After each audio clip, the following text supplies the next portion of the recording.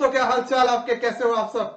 Friends, I am Om Trivedi and आज हम मिल रहे हैं एक खास पर्पस से। दोस्तों, आज शुरू करने वाले हैं business and commercial knowledge BCK का अपना कोर्स, सीए फाउंडेशन का पेपर नंबर 4, जो बिजनेस इकोनॉमिक्स के साथ आप बीसीके पढ़ते हो। लास्ट कोर्स है, कहते हैं ना कि all is well that ends well. तो ये लास्ट पेपर 40 मार्क्स का पेपर है, फुली इंटरेस्टिंग, स्कोरिंग एंड बहुत बहुत आसान, इजीएस्ट पेपर है आपके सीए फाउंडेशन के कोर्स का। सो फ्रेंड्स, मेरे साथ ओम त्रिवेदी के साथ आप ये कोर्स करने वाले हो और बहुत इंजॉय करने वाले हैं हम सब। इस कोर्स के अंदर बहुत सारा इंटरेस्टिंग फैक्ट मैं आपको बताने वाला हूं। यस, इस पेपर के बारे में तुमने बहुत सारी चीजें सुन रखी होंगी, उनसे कुछ अलग, कुछ इंटरेस्टिंग, फन में इसको हम लर्न करने वाले हैं। पता भी नहीं चलेगा कब सिलेबस खत्म हो गया। और 40 मार्क्स के लिए हम बिल्कुल तैयार हैं, full out 40 out of 40 score करने के लिए। एग्जाम ओरिएंटेड होके आईसीआई के मॉड्यूल के बेसिस पे we are going to cover this syllabus. अब जब मैं मॉड्यूल की बात कर रहा हूं, क्यों कर रहा हूं, उसका एक खास रीजन है। दोस्तों, मैं आपको बताना चाहूंगा कि जो आपका आईसीआई का मॉड्यूल है, जो आपने जरूर ही देखा होगा, अब तक देखा है या नहीं देखा है, सच सच बताना। अगर जिन्होंने ओपन किया है तो वहां देखा है, तो उनको थोड़ा सा लगा होगा बहुत सारा थियोरेटिकल है, पता नहीं बीएसटी बिजनेस स्टडीज जैसा 11 12 जैसा कुछ पेपर है, या बेसिक्स ऑफ मैनेजमेंट जैसा कुछ पेपर है, राइट। यस, आप बिल्कुल ठीक समझ रहे हैं, ऐसा ही कुछ पेपर है, लेकिन बहुत इंटरेस्टिंग है, इजी है। और सबसे खास बात है, ये बिजनेस एंड कमर्शियल नॉलेज हमारे एग्जाम में आते हैं 40 मार्क्स के फ्रेंड्स, और वो भी 40 मार्क्स में पूरे के पूरे एमसीक्यूज आते हैं जो कंपल्सरी है। और आपको पता ही है कि जब एमसीक्यूज आते हैं तो एमसीक्यूज को हिट करने के लिए हमें उस सब्जेक्ट की डेप्थ नॉलेज की जरूरत पड़ती है। पता नहीं कौन सी लाइन, कौन से सेंटेंस, कौन से फॉर्मेशन से क्वेश्चन आएगा। तो यहां पे आपको बुक रटने की जरूरत नहीं है, बुक को समझने की जरूरत है। और जैसे जैसे कॉन्सेप्ट आपके बिल्ड होते जाएंगे, वैसे वैसे आप एमसीक्यू, आपको लगेगा कि हाँ, ये सिचुएशन में ये चीज होती है, तो ये वाला एमसीक्यू का ऑप्शन ए, बी नहीं, सी नहीं, डी सही है, राइट। इसी अप्रोच से इस कोर्स को मैं आपको कराने वाला हूं। दोस्तों, एक और इंट्रोडक्टरी बात मैं आपको बता के चलूं कि ये जो मॉड्यूल है तुम्हारा, ये आईसीआई के लिए इसका मेजर पोर्शन मैंने बोर्ड ऑफ स्टडीज के लिए तैयार किया है। और आप आईसीआई के क्लाउड में अगर जाओगे तो वहां भी आप मेरे लेक्चर देख सकते हो, वहां भी आपको थोड़े बहुत लेक्चर मेरे दिखेंगे जो इंस्टीट्यूट के बिहाफ पे मैंने रिकॉर्ड करके वहां पे डाला है। So thanks to ICAI for this. And friends, हम स्टार्ट करेंगे बीसीके, और हम पहले जानने की कोशिश करेंगे कि बीसीके हमारी लाइफ में क्यों है। ऐसा interesting paper, generally last paper है, बच्चे रिलैक्स हो जाते हैं, आपको रिलैक्स नहीं होना है। और इसमें बुक, मॉड्यूल, स्पेशली मॉड्यूल की मैं बात कर रहा हूं, और बुक तो रीड खुद करने की कोशिश नहीं करनी है। ये मैं आपको रीड कराऊंगा, मैं क्लास में विजुअलाइज कराऊंगा, मैं क्लास में आपको, इंडस्ट्री का बंदा हूं, इंडस्ट्री के हिसाब से आपको पूरी ट्रेनिंग दूंगा। हर चीज को ऑडियो से, वीडियो से, बहुत सारे एक्टिविटीज से, बहुत सारे रियल लाइफ एग्जांपल से रिलेट करके मैं आपको हर कॉन्सेप्ट को ब्रशअप करके आपके टिप पे ला दूंगा। तो इसकी तैयारी हम करने वाले हैं क्लास के अंदर। इसकी तैयारी हम बिल्कुल घर पे जाके कुछ भी नहीं पढ़ने वाले, बस क्लास में ही सब कुछ ओवर होगा। और रही बात एमसीक्यू की, एमसीक्यू मैं आपको कराऊंगा बहुत इंटरेस्टिंग स्टाइल में, जो मेरा एक सेट स्टाइल है, केबीसीए कौन बनेगा चार्टर्ड अकाउंटेंट, फन में लर्न करेंगे हम। तो दोस्तों, स्टार्ट करते हैं आज ये अपना paper, business and commercial knowledge. Okay, सबसे पहली बात, इस पेपर को ध्यान में देखते ही, सोचने के साथ ही मेरे दिमाग में आती है कि ये पेपर क्यों है। ये सब पेपर आपके लिए है, आपके लिए है, आपके लिए, आपके लिए, आप सबके लिए है ये पेपर। आप सब क्या कर रहे हो सीए फाउंडेशन में, क्यों सीए फाउंडेशन पढ़ रहे हो? क्योंकि आप सब ने आज नहीं तो कल क्या बनना है, चार्टर्ड अकाउंटेंट बनना है। सोचने की बात है, चार्टर्ड अकाउंटेंट बन के क्या करोगे यार, क्या ऐसी जरूरत थी जो चार्टर्ड अकाउंटेंट ही बनना है, कुछ और नहीं बन सकते थे, राइट। ऑब्वियसली आप चार्टर्ड अकाउंटेंसी में अभी तक सीए फाउंडेशन में अकाउंट्स पढ़ चुके हो, आप लॉ पढ़ चुके हो, आप मैथमेटिक्स एंड उसके साथ रीजनिंग पढ़ चुके हो, बिजनेस इकोनॉमिक्स पढ़ चुके हो, और उस सब्जेक्ट में आपने वही सारी चीजें पढ़ी है जिसका नाम मैंने लिया है। बीसीके में कुछ आप अलग करने वाले हो, आप इन सब की इंप्लीमेंटेशन सीखने वाले हो। जब आप एज ए चार्टर्ड अकाउंटेंट, जब सीए बन के आप क्या करोगे, आपके कुछ खास रोल होंगे इंडस्ट्री के लिए। तुम में से कोई प्रैक्टिस में जाएगा, तुम में से कोई किसी इंडस्ट्री में जाएगा, तुम में से कोई आईटीसी के लिए काम करेगा, तुम में से कोई ये अपने नेस्ले के लिए काम करेगा। तो अलग अलग फर्म्स के लिए, अलग अलग कंपनियों के लिए तुम करने वाले हो काम।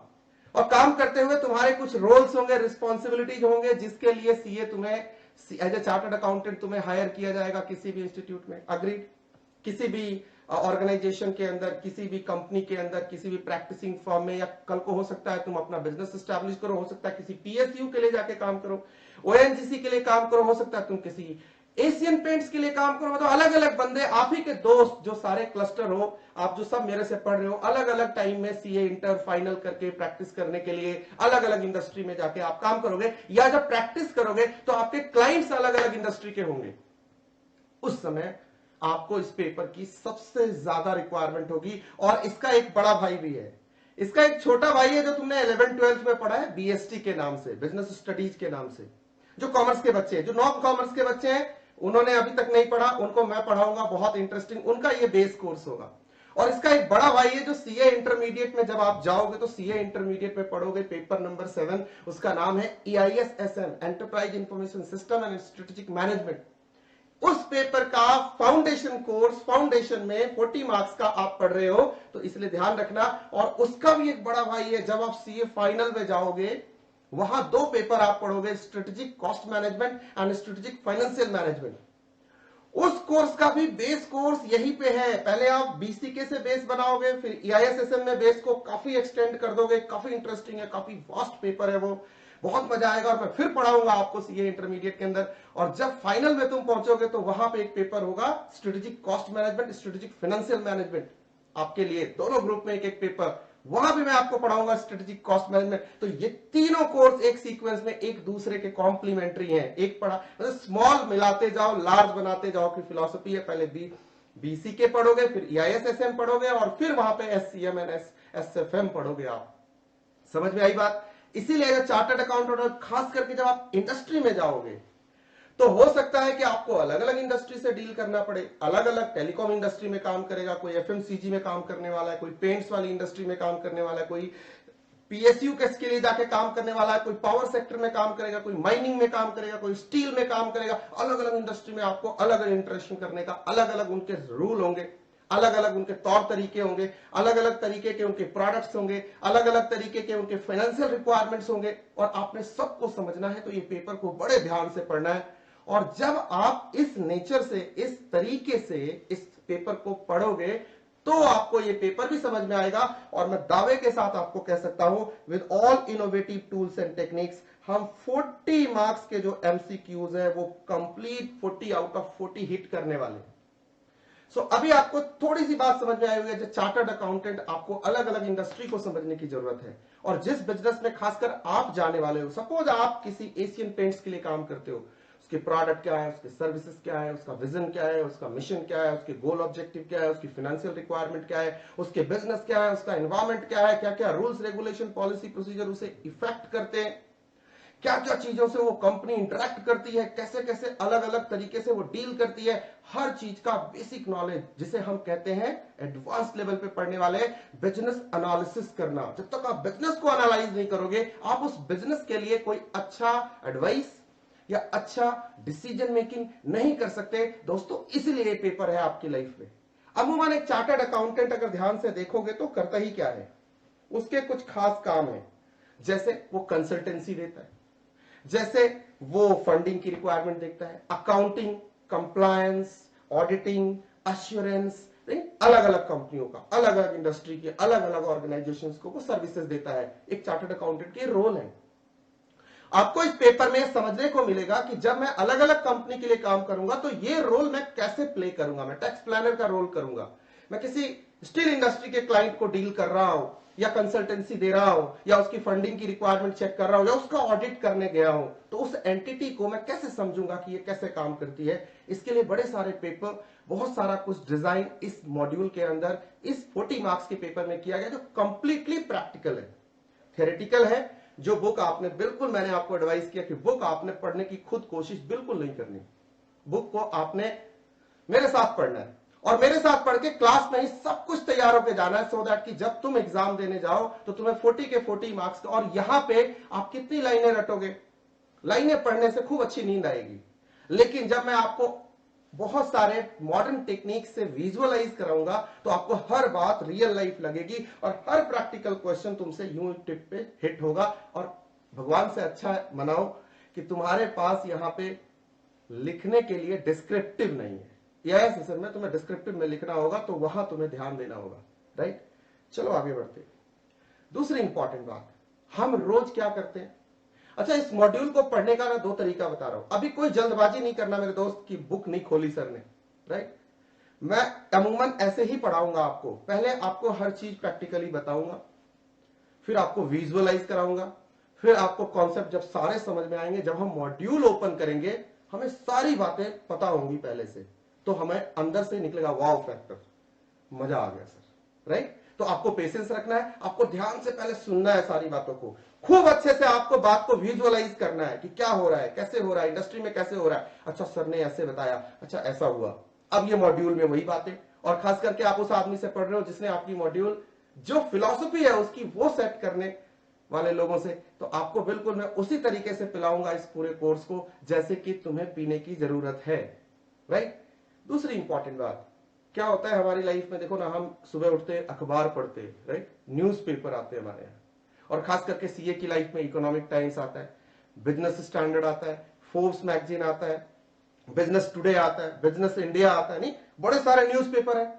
उन सब न्यूज़पेपर में तमाम न्यूज होती है कि आज रियल एस्टेट में ये एक्विजिशन हुआ, कोई नया मर्जर हुआ, राइट। फला कंपनी ने इंडिया में आके 70% स्टेक ले लिया फ्लिपकार्ट में, उसका नाम वॉलमार्ट है। अच्छा, क्या बदल जाएगा इससे, समझने की बात है। ये पेपर क्यों है, इस पेपर को लेके बड़ा क्रिटिसिज्म भी हुआ। कई लोगों ने कहा यार ये पेपर क्यों लेके आए, बीएसटी तो बच्चा पढ़ ही रहा है, या एसएसएम सेकंड स्टेज में पढ़ रहा है, बट उसके बीच में एक ब्रिज नहीं था, राइट।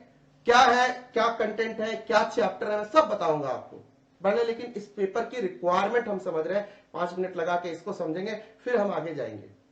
तो जब भी हम कोई न्यूज पढ़ते हैं, सपोज कोई भी news, Vodafone plans to pump up to 3 billion into Indian operations, क्या इसके बड़े मायने हैं टेलीकॉम इंडस्ट्री में, इससे बहुत बड़ा, मतलब बहुत बड़ा चेंज आएगा, बहुत सारा इन्वेस्टमेंट आएगा, बहुत सारी इंप्लॉयमेंट आएगी, बहुत सारे इकोनॉमिक फैक्टर वर्क करने शुरू हो जाएंगे, राइट। बहुत सारा अपॉर्चुनिटी क्रिएट होगा। सीए के लिए इसमें क्या करना है, गवर्नमेंट ने 31 जुलाई को जीएसटी लागू किया, गुड्स एंड सर्विसेज टैक्स लेके आई गवर्नमेंट। देखो सीए की लाइफ में कितना चेंज आया, उसको कंप्लायंस का तरीका बदल दिया, ऑनलाइन कर दिया, कितना चेंज आया। फ्लिपकार्ट आया 70% स्टेक लेकर के, आज सॉरी वॉलमार्ट आया 50% 70% स्टेक फ्लिपकार्ट में लेकर के, और आज क्या हो गया, वो वॉलमार्ट इंडिया का सबसे बड़ा ई टेलर बन के बैठ गया। तो एज ए चार्टर्ड अकाउंटेंट आपको हर न्यूज को सुनना होता है, देखना होता है, समझना होता है, और कुछ न्यूज चैनल है वहां जाते हो आप, नहीं, सीएनबीसी, टीवी 18, वहां जाते हो और वहां जाकर के आप प्रॉफिट, एनडीटीवी प्रॉफिट, ऐसे न्यूज चैनल्स देखते हो। दिन भर वहां पे स्टॉक मार्केट में क्या चल रहा है, कैसे चल रहा है, सारी मूवमेंट आपको दिखाई जाती है और आप सब देखते हो। और हर थोड़ी थोड़ी देर पे कोई ना कोई ऐसा टेक्निकल टर्म यूज किया जाता है वहां पे, राइट। आपको ये सब समझाने का, बताने का पेपर है बिजनेस एंड कमर्शियल नॉलेज, जहां आपको बताया जाएगा कि बिजनेस क्या है, कॉमर्स क्या है, ट्रेड क्या है, इंडस्ट्री क्या है। यहां हम आपको बताने की कोशिश करेंगे कि हर एक बिजनेस के, इंडस्ट्री के कुछ एनवायरमेंट होते हैं, उसकी सराउंडिंग होती है, उसका कुछ इंटरनल फैक्टर होता है, उसका कुछ एक्सटर्नल फैक्टर होता है, जो तुमने 12th में भी पढ़ा है, बट यहां 12th से कुछ डिफरेंस होगा। वहां बेसिक लेवल, डेफिनेशन लेवल पे पढ़ा है, यहां उसकी इंप्लीमेंटेशन सिखाई जाएगी आपको। उसके बाद एक चैप्टर आएगा जहां हम बहुत सारे ऑर्गेनाइजेशंस की बात करेंगे, मतलब बहुत सारे ऑर्गेनाइजेशन की, इंडियन ऑर्गेनाइजेशन, इंटरनेशनल ऑर्गेनाइजेशन जिसको आप मल्टीनेशनल कहते हो, राइट। और कुछ चीजें कॉमन होंगी जो आपने 12th में भी पढ़ रखी होंगी, इकोनॉमिक्स में, बीएसटी में, बिजनेस स्टडीज में पढ़ रखी होंगी, वो चीजें कॉमन आएंगी, बट फिर भी मैं उसको पढ़ाऊंगा सो दैट कि जो नए बच्चे बैठे, जिन बच्चों ने कॉमर्स से नहीं पढ़ाई करी, उनको भी समझ में आए, आपको भी एक बार को रिक्रिएट हो जाए, रिफ्रेश हो जाए, आपको मेमोराइज हो जाए, सारी चीजें आप समझोगे। और ये सब चीजें जैसे कि आप एक पेपर के ऊपर देख पा रहे हो, ऐसे न्यूज चल रहे हैं और इसका कुछ मीनिंग है, इसी तरह से मैं आपको बहुत सारी चीजें प्रैक्टिकली बताऊंगा। आई होप कि हम बहुत इंजॉय करने वाले हैं, और आपने जितने भी कोर्स पढ़े हैं उसमें से one of the enjoying course होगा जहां हम फन के साथ लर्न करेंगे बिजनेस एंड कमर्शियल नॉलेज, और समझते हुए पूरे इंडस्ट्री को, बिजनेस को, उसकी सिचुएशन को, उसके एनवायरमेंट को, right. So friends, are you ready to go into the subject? Okay, देखो दोस्त, अब हम बात करेंगे चैप्टर्स।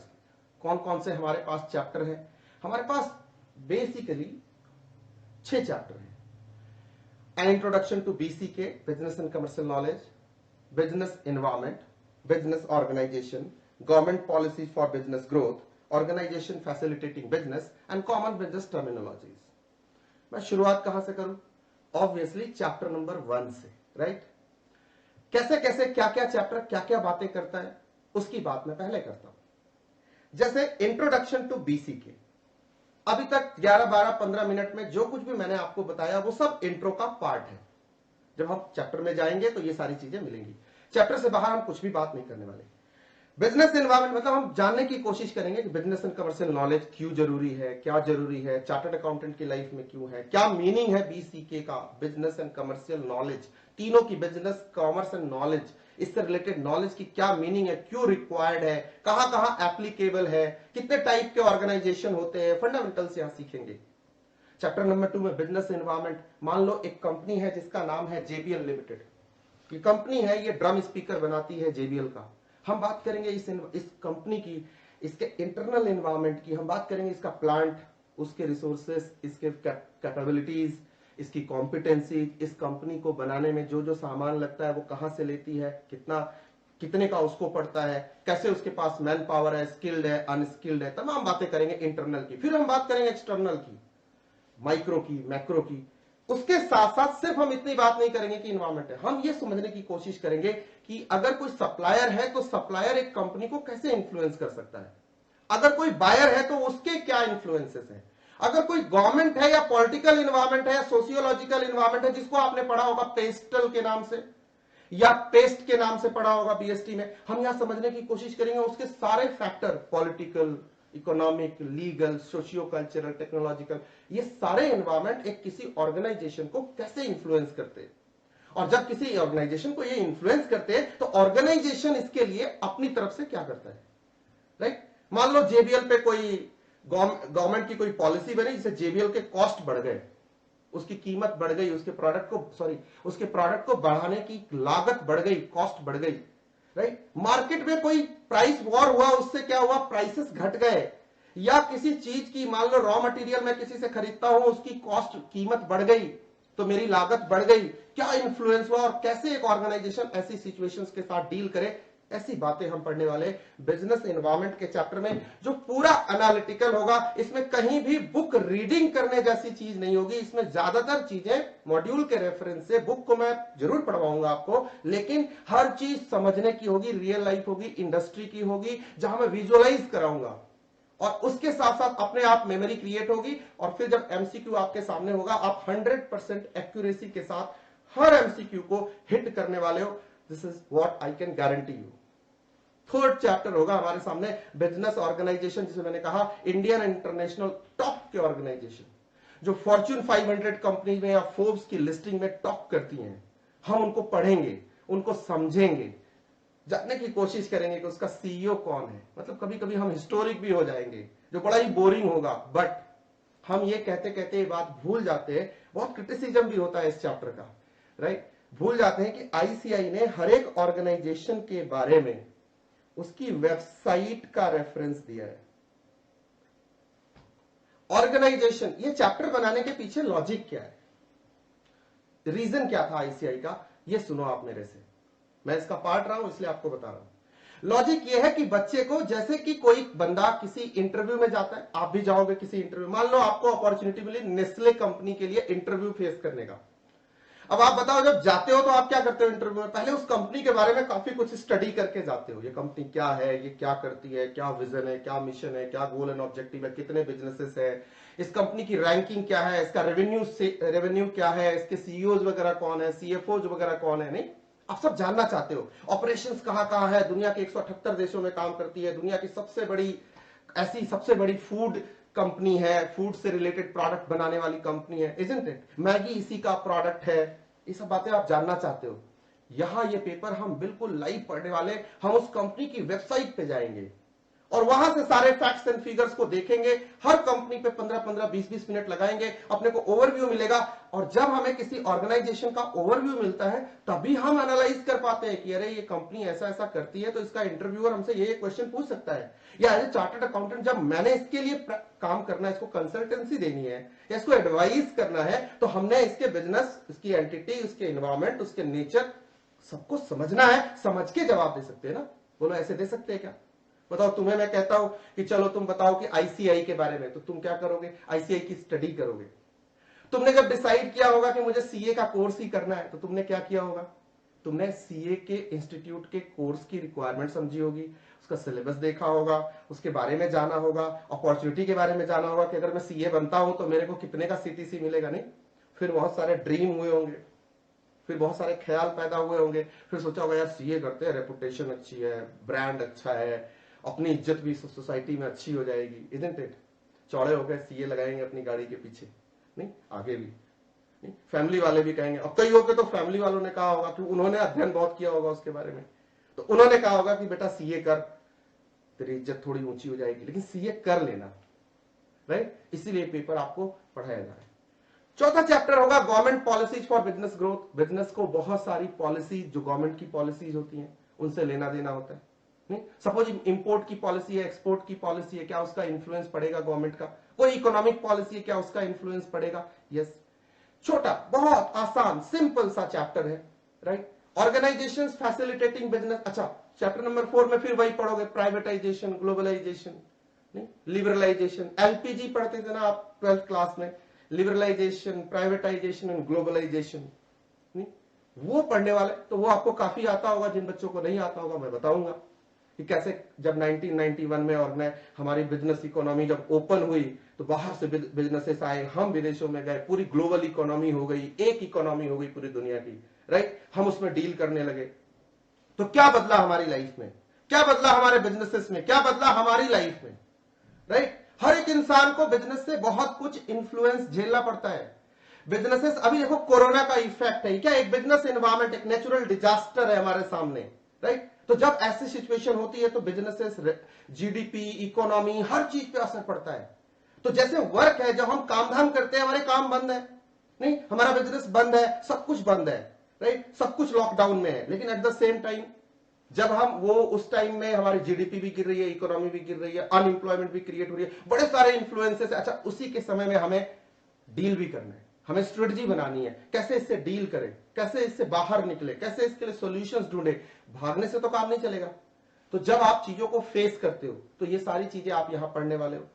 ऑर्गेनाइजेशन फैसिलिटेटिंग बिजनेस, बहुत सारे ऑर्गेनाइजेशन होते हैं, ऐसे फाइनेंशियल इंस्टीट्यूशंस होते हैं जो ऑर्गेनाइजेशंस को, बिजनेसेस को मदद करते हैं, उनके बारे में पढ़ेंगे। ये भी एक छोटू सा चैप्टर होगा। अगर इसको ध्यान से देखोगे तो 1 to 5 में जो मेन चैप्टर है वो 2 and 3 है, जो सबसे बड़ा कवरेज है जिसका।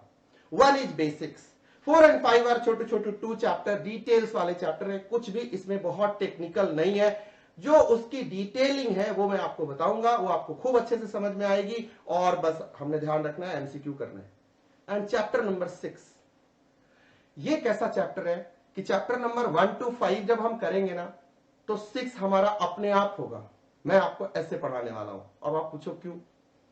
इसमें क्या है, बिजनेस की कॉमन टर्मिनोलॉजीज है, लॉ की टर्मिनोलॉजीज है, स्टॉक मार्केट की टर्मिनोलॉजीज है, अकाउंट्स की टर्मिनोलॉजी है, बिजनेस की टर्मिनोलॉजी है, स्ट्रेटजी से रिलेटेड टर्मिनोलॉजीज है, बहुत सारे ऑर्गेनाइजेशन से रिलेटेड स्ट्रेटजीज, इन्वायरमेंट से related, day to day business life में यूज किए जाने वाले टर्मिनोलॉजीज है। जैसे होगा बुल क्या है, बियर क्या है, स्टॉक क्या है, रेवेन्यू क्या है, जिसमें से आप 50% खुद ही जानते हो। तो आपको ना लगभग ऐसी 500 टर्मिनोलॉजी है, 500 से 600, ऑलमोस्ट 500 to 600 टर्म्स है, सिर्फ टर्म्स, बिजनेस की टर्म्स है।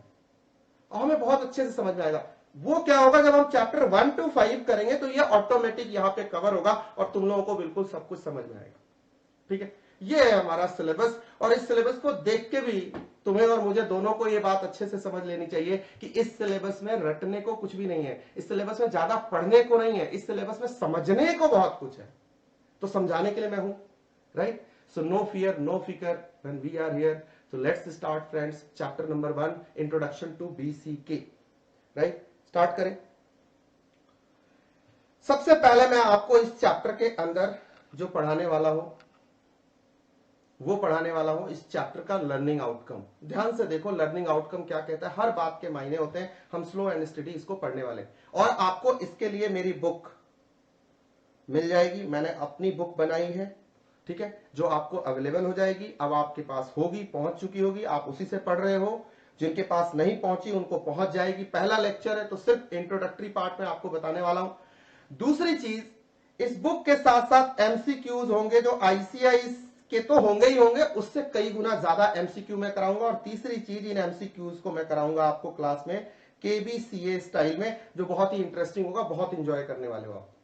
आगे देखते हैं इस चैप्टर के लर्निंग आउटकम जो जरूरी हमें पढ़ने चाहिए। फर्स्ट, पढ़ो मेरे साथ, आप रीड करो। Describe the domain of business and commercial knowledge. सबसे पहले ये कहता है चैप्टर की आपको ये समझना है कि बीसीके क्या है। मतलब इसमें 3 टर्म है। क्या है? बिजनेस क्या है, कॉमर्स क्या है, नॉलेज क्या है।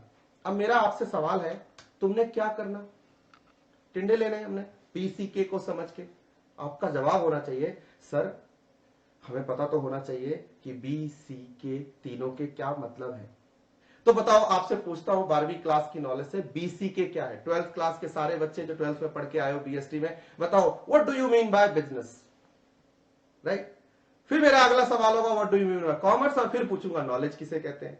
नहीं, 3 सवाल, 3 टर्म हमें सबसे पहले आ गए, इसका जवाब आपसे चाहिए। Then will move to next है importance for a chartered accountant. क्या है? तो मैंने आपको बता दिया, वो तो अभी बता दिया सीए की लाइफ पे इसकी क्या इंपॉर्टेंस है, इस पेपर की क्या करने वाले। तीसरा है कि इनहैंस बीसीके कोशिएंट, मतलब बीसीके कोशिएंट, बीक्यू, आईक्यू सुना हमने, ईक्यू सुना हमने, आरक्यू सुना हमने, इमोशनल कोशिएंट सुना, इंटेलिजेंट कोशिएंट सुना, रिलीजियस कोशिएंट सुना, तुमने भी सुना होगा और समझा भी होगा, कितना दिमाग है हमारे पास। यहां पे हमसे पूछा गया है बीसीके कोशिएंट, मतलब बिजनेस एंड कॉमर्स के बारे में हमारा इंटेलिजेंस कितना है, सही है, क्या नॉलेज है हमें। नॉलेज से इंटेलिजेंस होती है, उसी से हम किसी सवाल का जवाब देते हैं। तो हमारे को बीक्यू समझना है, ये डेवलप करने का कोर्स है। Distinguish between the major myriads of human activity more so that employment and profession perspective. बताऊंगा आपको कि इंसान, अब तुम पढ़ लिख जाओगे तो क्या करने वाले हो? तुम बोलोगे सर ऐसी ऐसी बातें पढ़ाओगे क्या आप? हाँ, ऐसी ऐसी बातें पढ़ाऊंगा। तुम कहोगे यार नौकरी मिल जाती ना, बड़ा अच्छा होता, और उसके बाद मेरे को वो हो जाता। क्या? अच्छा, फिर उसके बाद भी जब नहीं, तो फिर तुम बोलोगे यार ऐसा है, मैं अपना ही कोई काम कर लेता हूं। फिर थोड़े दिन में बोर हो जाओगे, बोले ऐसे कुछ बड़ा करना लाइफ में, एक्साइटमेंट नहीं आ रही, मजा नहीं आ रहा। नहीं, तो इंसान अपने लाइफ में, वर्क लाइफ के बीच में बहुत कुछ करता है, बहुत सारा काम करता है, बहुत सारे बिजनेसेस करता है, बहुत सारे एम्प्लॉयमेंट ढूंढता है, बहुत कुछ हम करते हैं। इकोनॉमिक होते हैं, नॉन इकोनॉमिक होते हैं, दोनों नेचर के काम होते हैं। कुछ हम कुछ अर्निंग से रिलेटेड होते, कुछ करते हैं जिससे कुछ कमाई नहीं होती, बट करते हैं अपन।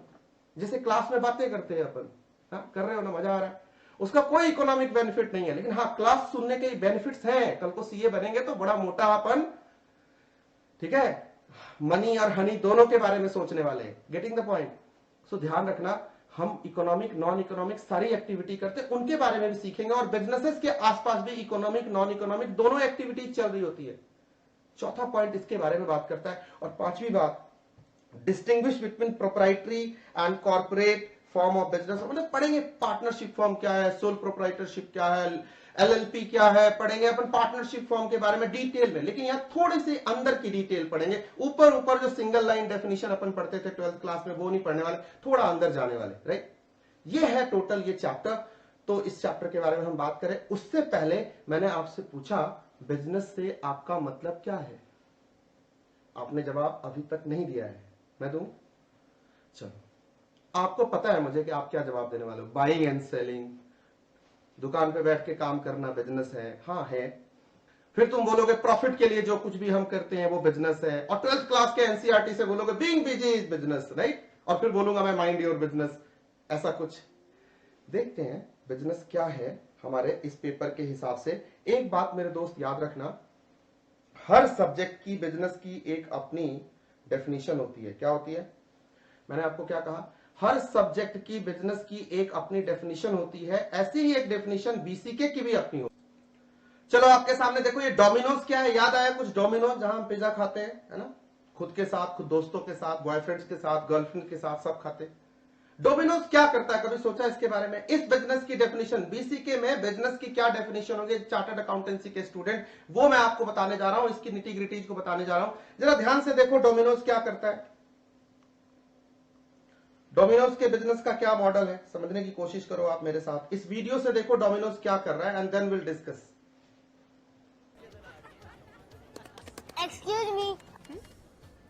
want a burger. We don't make a burger. We're Domino's. Why? It's not good. So make it good.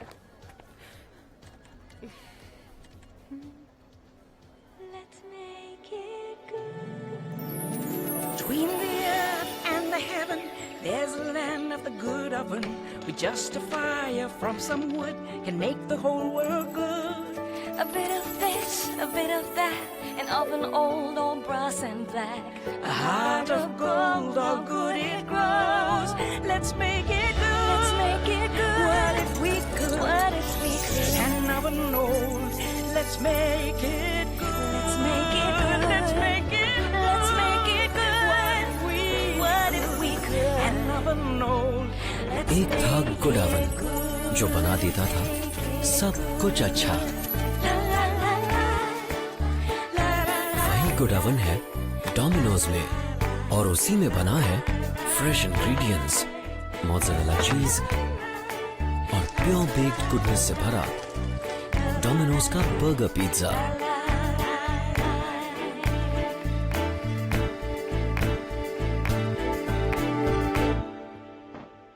समझ में आया डोमिनोज बस क्या कर रहा है? दिखे बर्गर डोमिनोज जैसा। क्या कर रहा है आप बताओ। देखो मैं ऐसे बड़े सारे वीडियो यूज करने वाला हूं तुम्हारे लिए। क्यों यूज करने वाला पता है? क्योंकि जो ये एडवर्टीजमेंट्स होते हैं ना, ये बेस्ट चीजें होती हैं आपको बिजनेस के बारे में बताने के लिए। ये पूरे बिजनेस की पिक्चर आपके सामने लाके रखते हैं, आपको सारी अंडरस्टैंडिंग यहां से हो जाती है। डोमिनोज ने क्या किया, इसके पास कुछ गुड्स एंड सर्विसेज थे, राइट? गुड्स और सर्विसेज इसने प्रोड्यूस किए। इसके पास पिज्जा बर्गर है, डिफरेंट टाइप ऑफ पिज्जाज है, राइट? अभी मुंह में पानी आ रहा होगा सबके, ठीक है? ये क्या करता है, as per the need of the customer, as per the need of the customer उसे प्रोवाइड करता है। क्यों प्रोवाइड करता है? कि कस्टमर को कोई प्रोडक्ट चाहिए जो वैल्यूएबल हो।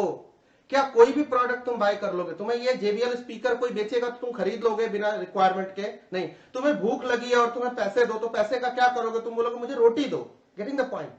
तो बिजनेस की यही खास बात होती है। बिजनेस कुछ एक्टिविटी का नाम है और वो एक्टिविटी इकोनॉमिक होगी जो कस्टमर की रिक्वायरमेंट को समझता है, उसकी रिक्वायरमेंट के हिसाब से कुछ चीजें क्रिएट करता है, ऐसी चीजें जिसमें वर्थ हो। अगर मैं इस प्रोडक्ट को 10,000 का खरीदता हूं, 10,000 इसके लिए पे करूंगा, 8,000 पे करूंगा, तो मैं जज करने की कोशिश करूंगा कि इसकी ओरिजिनल कीमत 10,000 है भी कि नहीं है। क्या इसके फीचर, इसकी क्वालिटी, इसकी टेक्नोलॉजी, इसके सर्विसेज, इसके आफ्टर सेल सर्विसेज, इसका ब्रांड, इन सब को देखने के बाद क्या मुझे इसको 10,000 रुपए देने चाहिए? Getting the point? तो ये है बिजनेस का तरीका। बिजनेस इन चीजों के बारे में अपनी अंडरस्टैंडिंग डेवलप करता है और उसके बेसिस पे आपके लिए कुछ गुड्स एंड सर्विसेज तैयार करता है जिससे कि आपकी नीड सेटिस्फाई होती है। ये है बिजनेस का काम। बिजनेस इज एन एंटिटी और एन ऑर्गेनाइजेशन और it is an activity to satisfy the needs of the customer. Domino's ने भी वही किया। ऐसे भी कोई भी बिजनेस, जब भी हम बीसीके के अंदर बात करेंगे तो बिजनेस की ये स्टैंडर्ड डेफिनेशन हम यूज करेंगे। क्या करेंगे? आपको इस सब्जेक्ट के अंदर दोस्त बच्चे बहुत ज्यादा लिखने की जरूरत नहीं है। इस बुक ज्यादा से ज्यादा आपको लिखना, जो मैंने बुक आपको प्रोवाइड की है उसके साइड में आपको छोटे छोटे नोट्स बनाते चलने, बस, और कुछ भी नहीं करना। सिर्फ इसमें सुनना है, प्रैक्टिस करना है, एमसीक्यू करना है और छोटी छोटी बातें जो मैं आपको एडिशनली बताऊंगा, मार्क कराऊंगा, वो सब बुक में ही सब हो जाएंगी। बुक ही आपकी सब कुछ होगी, या कोई एक्स्ट्रा कॉपी बनाने की जरूरत नहीं है। नो फिकर, no fear when I am here. Let's start. Business is an economic activity. कैसी एक्टिविटी है? इकोनॉमिक है। चैरिटी नहीं कर रहे, बिजनेस कर रहे। हमें प्रॉफिट अर्न करना है, हमें रेवेन्यू अर्न करना है, हमें अपने बिजनेस की गुडविल बढ़ानी है, हमने अपने बिजनेस का प्रॉफिट बढ़ाना है, एट द सेम टाइम हमें अपने बिजनेस का वेल्थ भी बढ़ाना है। ये है बेसिक बातें। Why? To satisfy the needs of the customer.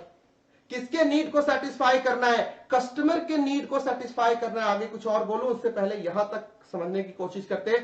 Satisfy कैसे करें? सवाल हो सकता है कि कस्टमर की नीड को कैसे सेटिस्फाई करे। कोई कस्टमर जो सेटिस्फाई ही नहीं होता, कहता नहीं नहीं मेरे को ये वाली टेक्नोलॉजी नहीं, कोई और टेक्नोलॉजी चाहिए, मुझे ये वाला स्मार्टफोन नहीं चाहिए।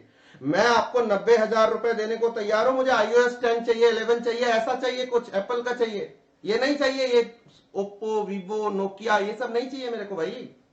तो आपने बिजनेस वो है जो कस्टमर की नीड को सेटिस्फाई करता है और नीड को सेटिस्फाई करने के लिए बिजनेस को क्रिएट करना पड़ता है वैल्यू। ध्यान से सुनना। जब तक आप किसी गुड्स एंड सर्विस के अंदर क्वालिटी, या आप सीधा बोलो फीचर, या सीधा बोलो वर्थ उसके अंदर उसकी फीचर, क्वालिटी, वर्थ नहीं क्रिएट करोगे, जब तक कोई कस्टमर उस पर हाथ नहीं लगाएगा और तब तक वो उसके लिए कोई प्राइस भी नहीं पे करेगा। तो सर क्या प्राइस और वैल्यू में डिफरेंस है? यस, वैल्यू एंड प्राइस में डिफरेंस है। वैल्यू वो है जो इस प्रोडक्ट में मैंने क्रिएट किया, इसकी टेक्नोलॉजी, इसके फीचर, इसकी क्वालिटी, इसकी टेक्नोलॉजी, इसकी अवेलेबिलिटी, इसकी सर्विसेज, इसके आफ्टर सेल्स सर्विसेज। जब कोई माल आप खरीदते हो और कोई कंपनी वाला आप भेजते हो, इसमें खराबी हो गई, तो वो क्या करता है? इसको ठीक करके देता है, इसकी वारंटी होती है, इसकी गारंटी होती है। ये सब बातें मिला के किसी भी प्रोडक्ट के अंदर वर्थ क्रिएट करती हैं, इसकी औकात बनाती हैं, और उस औकात को देख करके हम इसके लिए पैसा देते हैं। Got it? तो बिजनेस का क्या काम है? देखो ध्यान से सुनना, बीसीके के अंदर बिजनेस की जो मीनिंग है उसको समझने की कोशिश करना। आज के क्लास में हम बहुत सारे बेसिक छोटे छोटे बातों को क्लैरिफाई करने वाले हैं। इंट्रोडक्टरी क्लास है तो बेस अच्छा बनना चाहिए, सो दैट कि हम जब आगे स्पीड भी पकड़ेंगे सिलेबस के अंदर, हमें सारी बातें समझ आएंगी। यहां टर्म्स की बड़ी इंपॉर्टेंस है। इस पूरे सिलेबस के अंदर, बीसीके के अंदर, हर एक शब्द का, टर्म का एक स्पेशल मीनिंग होगा जो बच्चे आपने भी समझना और मैंने आपको प्रैक्टिकली समझाना है, सो दैट कि एमसीक्यू हिट करना है ना, ऊपर ऊपर रटी हुई बातें काम नहीं आएंगी, अंडरस्टैंडिंग काम आएगी। Getting the point?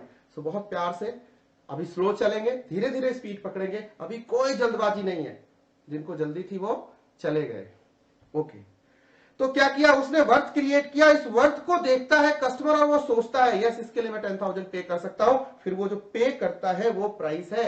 आप फ्लिपकार्ट पे माल खरीदने जाते हो, कुछ भी खरीदो ना, अभी लैपटॉप खरीदो, वेबसाइट पे जाके अभी देखो गूगल करके, तो क्या होगा? लिखा होगा एक प्रोडक्ट के बगल में 10,000, फिर इस पे एक काटा लगा होगा, कट, बाजू में लिखा होगा 8,000 और ब्रैकेट में लिखा होगा यू सेव ₹2,000। बोलो कमाल है यार, अच्छा चूना लगाया तूने। मतलब वो क्या करता है? कस्टमर अपने आप को सियाना समझता है, क्या कि मैंने 10,000 रुपए की चीज 8,000 में खरीद ली, खुश। बिजनेसमैन कहता है अच्छा ये तेरी साइकोलॉजी है, ये तेरी सोच है, ये तेरा सोशल थिंकिंग है, ऐसे सोचता है तू। लेना, तेरे को 10,000 दिखाया और 8,000 का मैंने बेचा, तू सेटिस्फाइड क्योंकि तुझे लगता है तूने 2,000 रुपए अपने पॉकेट में बचा लिए। ये है बिजनेस करने का तरीका। और बिजनेस इस बात को समझ के उसी हिसाब से वैल्यू की जजमेंट क्रिएट करता है, मतलब आदमी के दिमाग में वैल्यू का परसेप्शन क्रिएट करता है और फिर उसके बेसिस पे वो प्राइस चार्ज करता है और साथ ही साथ कस्टमर के नीड को सेटिस्फाई भी करता है। अब आपसे मैं पूछूंगा कस्टमर कौन है? कस्टमर कौन है?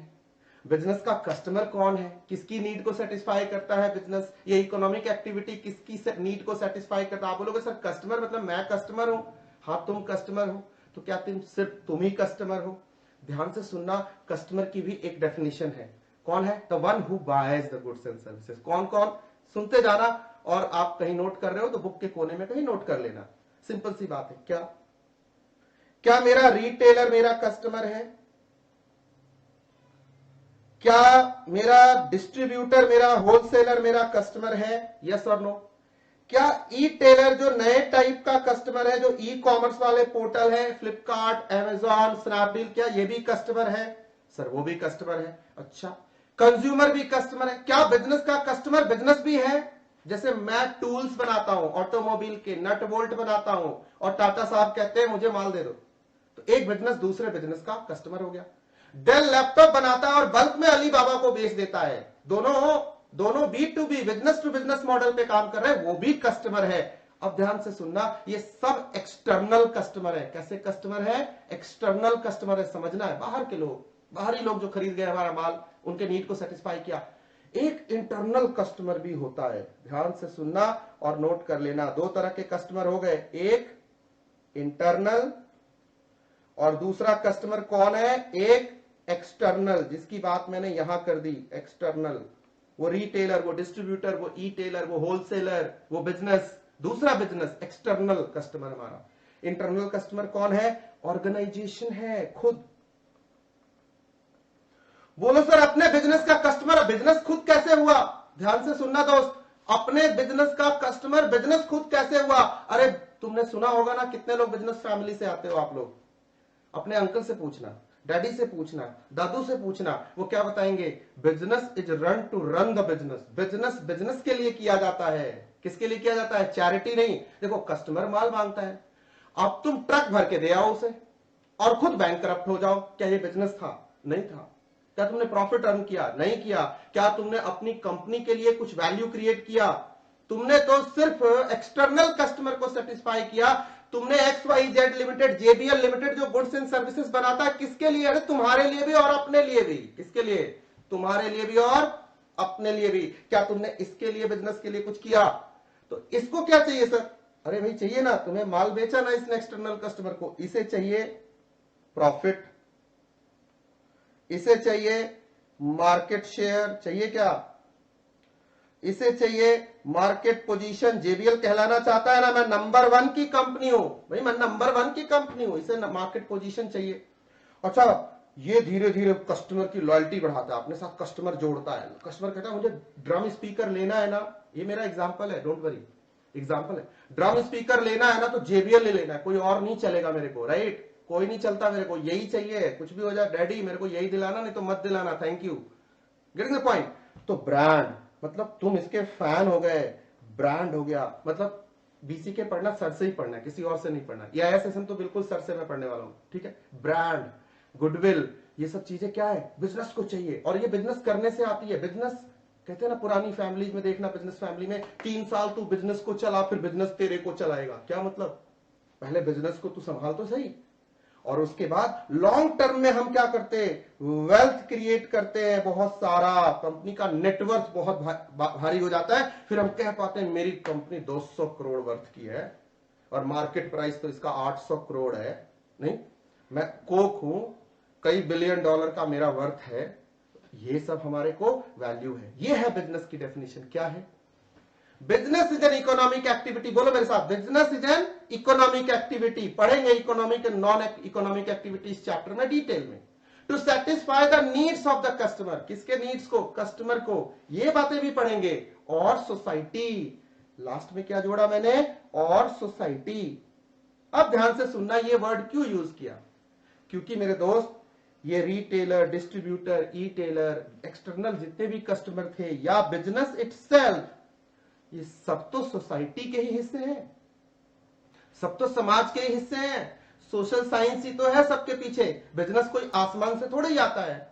तो कस्टमर या सोसाइटी के नीड को सेटिस्फाई करने वाली इकोनॉमिक एक्टिविटी को बिजनेस कहते हैं। ये डेफिनेशन आपको समझनी है, और जो मैंने अभी सारे एग्जांपल्स के थ्रू समझाया ये समझना है, और इसी सोच से BCK पढ़ना है, तब BCK खूब अच्छा समझ में आएगा। ठीक है? एक लास्ट लाइन मेरे साथ लिखो, मैं नोट कराता हूं तुम्हें, नोट करना। Business as society's organ of growth. पहली पेज पे जो बुक मैंने तुम्हें दी उसकी पहली पेज पे किधर भी ये लिख लो दोनों definition. Business is society's organ of growth. मतलब बिजनेस सोसाइटी से ही निकला है, बस इसका काम है ग्रोथ के लिए काम करना, बढ़ते रहना, मनी क्रिएट करना। नहीं तो पहले आप बहुत सारा लर्निंग, देन मनी। ठीक है? ये है, देखो ये बिजनेस है, ये अंकल बिजनेस कर रहे हैं, दूसरे अंकल भी, ये सब बिजनेस है। आप कह सकते हो ये सारे शॉप, ज्वेलरी, ये सब बिजनेस है। ओके, ये भी समझ में आया। अब ये देखो बड़े बड़े बिजनेसमैन, देखो जरा, धीरू भाई अंबानी क्या शुरू किया? Reliance Industries Limited. Kishore Biyani क्या स्टार्ट किया इसने? बताओ। फ्यूचर ग्रुप का मालिक। अब देखो बिजनेस ना एक कंपनी। अब देखो यहां भी अब चीज डिविएट करेगी, ये भी सब मॉड्यूल से है। आपको मैं पढ़ा रहा हूं आपकी बुक, ध्यान से सुनते जाना। फिर बाद में जब मॉड्यूल पे आएंगे आपको सारी बातें यूं समझ में आएंगी, हल्की लगेंगी, फुल्की लगेंगी, मजा आएगा। अरे सर ये सब तो बच्चों वाली बात होगी, सब समझ में आ गया। नहीं, किशोर बियानी। अब देखो पहले क्या होता था, एक कंपनी होती थी XYZ limited, JBL limited, ABL limited, PQR limited. खूब सवाल आते हैं ना अकाउंट्स में इसके। ओके, अब वो कंपनी क्या करती थी? टायर बेचती थी, वो कुछ भी बेचती थी, एक प्रोडक्ट कोई बेचती थी और लिखती थी हमारी कोई अन्य ब्रांच नहीं है। लेकिन मॉडर्न टाइम्स में क्या हुआ कि ऐसे ऐसे बिजनेसेस आए जो एक नहीं कई बिजनेसेस को मिलकर बने, बड़े बड़े कॉर्पोरेशंस आए। नहीं, फ्यूचर ग्रुप आए, टाटा ग्रुप आया, रिलायंस इंडस्ट्रीज लिमिटेड आया, जैकमा का अलीबाबा ग्रुप आया, जिसका पेटीएम भी है, स्नैपडील भी है, चाइना येलो पेजेस भी है। नहीं, ऐसे इनोवेशन वाले नए बड़े बड़े कॉर्पोरेशंस आए, बड़े बड़े बिजनेसेस आए। ये भी बिजनेस की डेफिनेशन में आएंगे। मार्क जुकरबर्ग आया, जब उसको उसकी गर्लफ्रेंड ने लात मारी तो उसने फेसबुक बनाया, और तब जाके उसका नाम कुछ और था, बाद में फेसबुक हुआ। सैम वॉल्टन जिसने वॉलमार्ट को स्टैब्लिश किया। हम ऐसे लोगों के बारे में, इन लोगों के बिजनेस एंड कमर्शियल नॉलेज हम सीखने वाले हैं इन बिजनेसेस का। मान लो मुझे सैम वॉल्टन कॉल करता है और कहता है आज से तू वॉलमार्ट का वाइस प्रेसिडेंट है, CFO है, अब तुझे ज्वाइन करना है, मैंने तेरे को पसंद किया, तेरा नॉलेज अच्छा है, तो वहां अपने को क्या करना होगा? एज ए चार्टर्ड अकाउंटेंट हमें अपनी बिजनेस एंड कमर्शियल नॉलेज के बेसिस पे उस कंपनी के लिए जो भी बेहतर डिसीजन होगा वो लेना है। इसीलिए पेपर हम समझने के लिए पढ़ रहे हैं और आगे एक्सटेंशन करेंगे, फाइनल तक इसको और बढ़ाएंगे और धीरे धीरे हम एक बड़े डिसीजन मेकर, एक CEO, एक बिजनेस हेड, एक CFO की तरह टॉप मैनेजमेंट के लेवल पे काम करने लायक बनेंगे। इसलिए ये पेपर हम पढ़ रहे हैं, राइट। स्टीव जॉब्स जिसने एप्पल क्रिएट किया, सैम वॉल्टन, बिल गेट्स।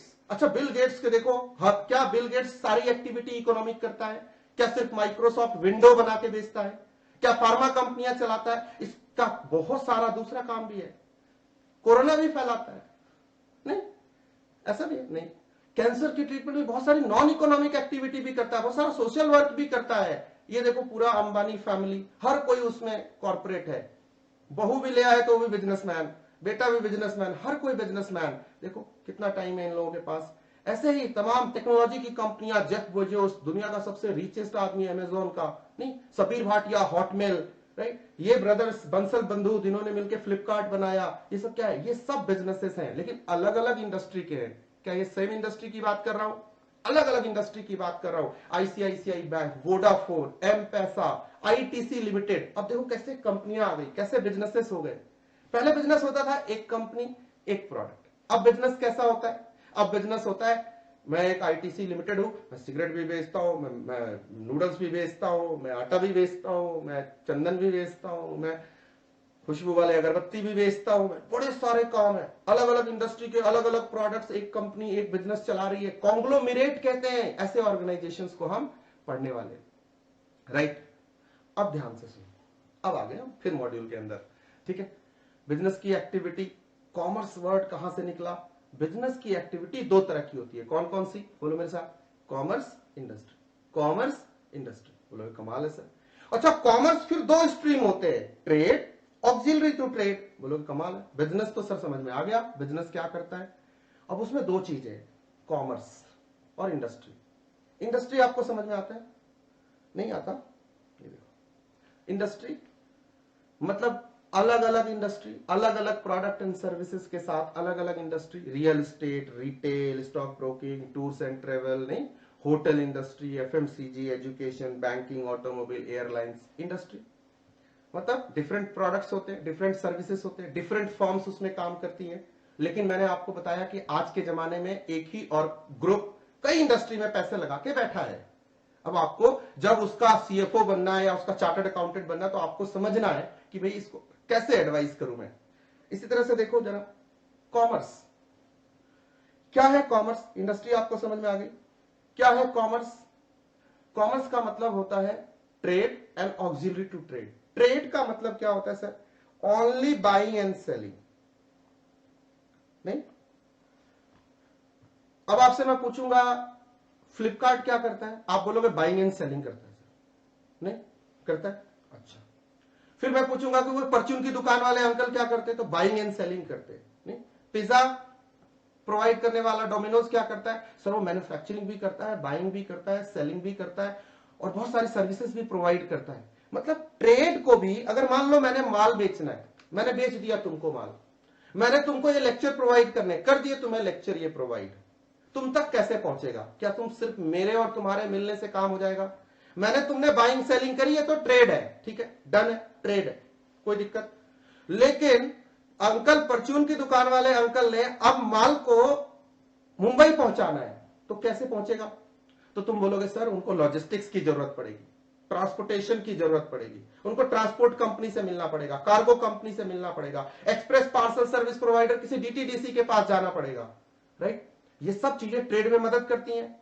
दूसरा, पैसे आने हैं। अरे बाइंग सेलिंग हो गई, कंसिडरेशन कहां है? सेल्स ऑफ गुड्स क्या कहता है? For consideration. कहां है कंसिडरेशन? मुद्रा तो आई नहीं, और जब तक रोकड़ा नहीं तब तक भाई बिजनेस कैसा?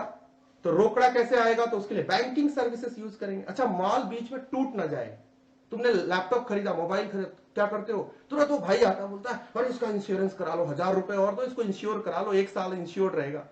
अरे जिंदगी का इंश्योरेंस कराते हैं, मेडिकल इंश्योरेंस कराते थे। कोरोना के टाइम में लोगों को मेडिकल इंश्योरेंस कितना अच्छा लग रहा है, राइट? तो क्या किया? वो ऑक्सिलरी टू ट्रेड है, वो कॉमर्स है, ठीक है? कॉमर्स को trade and auxiliary to trade दोनों को जोड़ा तो कॉमर्स है। हम इसकी बात करने वाले।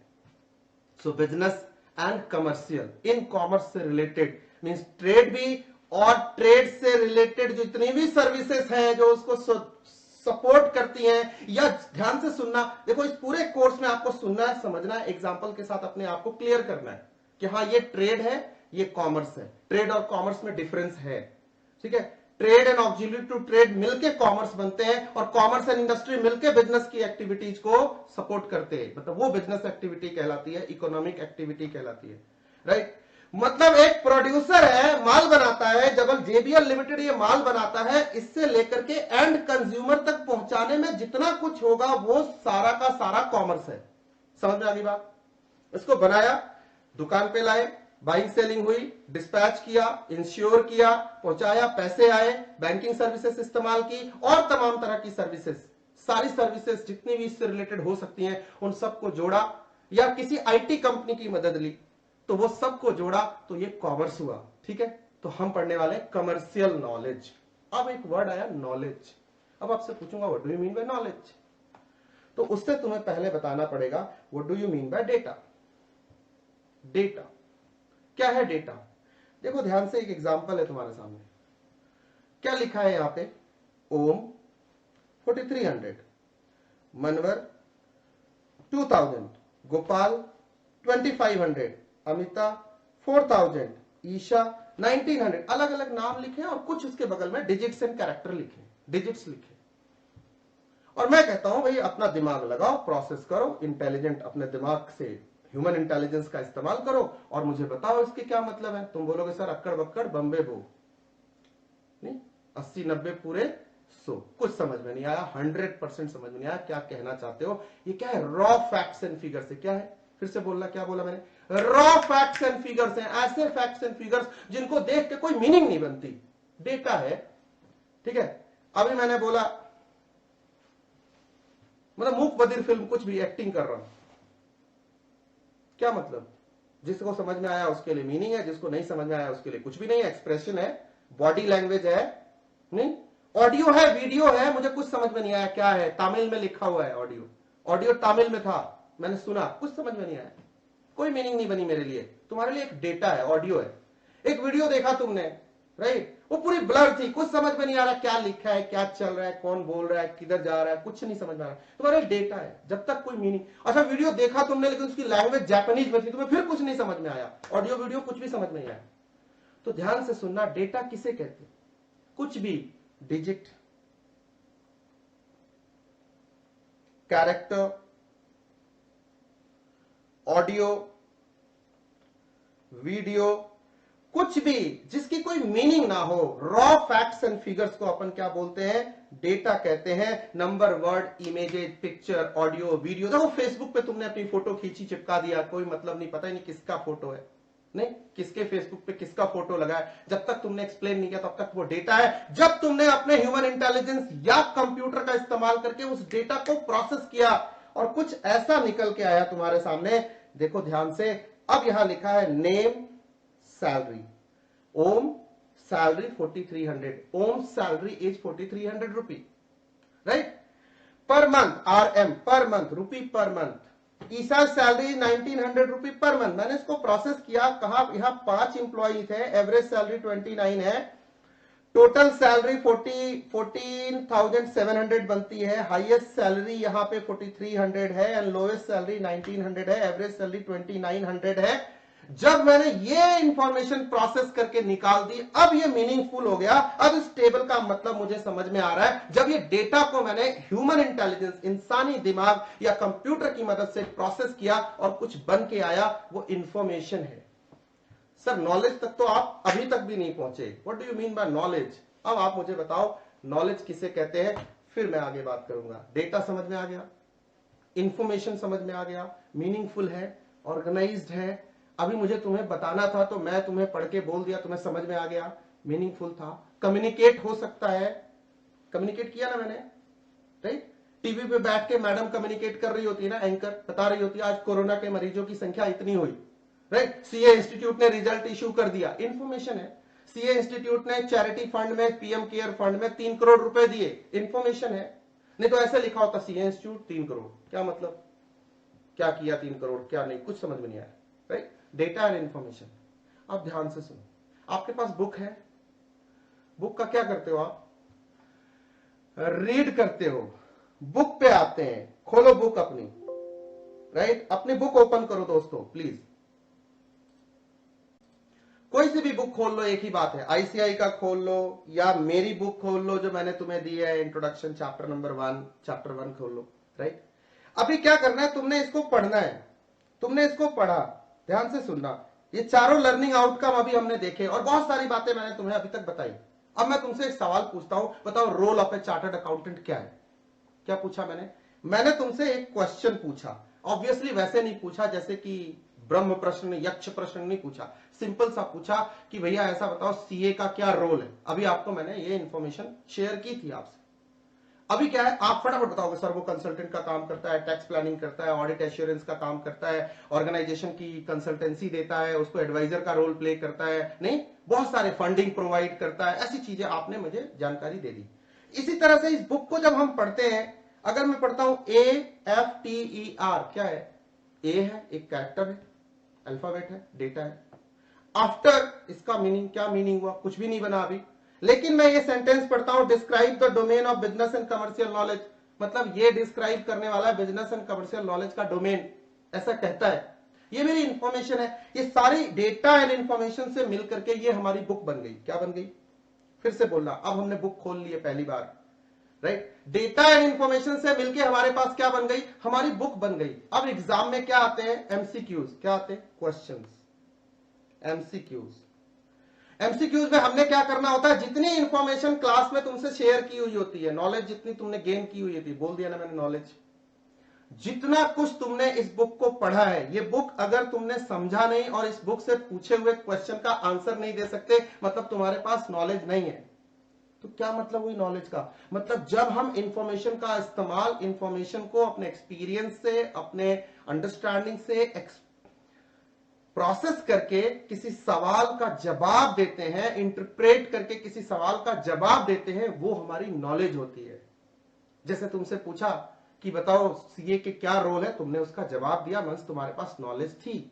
तो इंफॉर्मेशन को हम फर्दर प्रोसेस करके किसी सवाल का, किसी क्वेश्चन का आंसर दे सके, दैट इज कॉल्ड नॉलेज। तो वो नॉलेज लेनी है, यहां पे बिजनेस एंड कॉमर्स को हमें समझना है, ध्यान से सुनना, उनकी एक्टिविटीज को हमें समझना है, फैक्ट्स एंड फिगर हमने इकट्ठे करने हैं, डेटा को हमने एनालाइज करना है, और करने के बाद उससे हमें हमारे पार्टनर्स का, हमारे बिजनेसेस का, हमारे क्लाइंट का, हमारे अपने जिस कंपनी के लिए हम काम करते हैं, जन एम्प्लॉयर का, उसके सवालों का जवाब ढूंढना है, उसको सही एडवाइस करनी है, सही कंसल्टेंसी देनी है, अपने क्लाइंट के काम को ठीक से करवाना है। इसके लिए हमें बिजनेस एंड कॉमर्स के नॉलेज की जरूरत पड़ती है। ये पेपर सिर्फ और सिर्फ इन्हीं बातों के लिए बना हुआ है। This is the meaning of business and commercial knowledge. Knowledge बोले तो फैक्ट्स, फिगर्स, इंफॉर्मेशन, डिस्क्रिप्शंस और skill which is acquired and used to answer a question, which is acquired and used to answer a question. समझ में आ गई बात? तो I think आपको BCK का मैंने इंट्रो दे दिया, बीसीके की बेसिक समझा दी, बिजनेस समझा दिया, कॉमर्स ट्रेड समझा दिया, क्या एक्टिविटीज होती हैं वो समझा दी है। अब आते हैं हम अपनी मॉड्यूल के ऊपर और फिर करेंगे थोड़े से एमसीक्यूज। चलो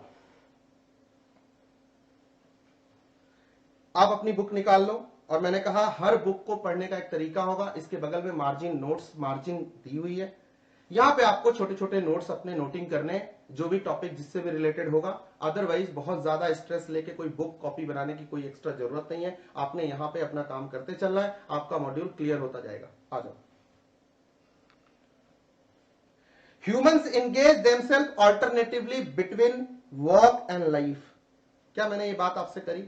हम अपने वर्क एंड लाइफ के बीच में बैलेंस करते, जनरली ये बहुत बड़ी ट्रेजेडी है हमारे लाइफ की कि हम लोग दिन भर काम करते रहते हैं, लाइफ भूल जाते हैं। लेकिन यहां हमें मॉड्यूल ने इतनी शानदार चीज से शुरुआत कराई है। खुद मॉड्यूल कहता है कि वर्क एंड लाइफ के बीच में बैलेंस करना सीखना पड़ेगा हमें। जब बीसीके पढ़ रहे हैं, ये बात हमें यहां भी ध्यान रखनी है, राइट।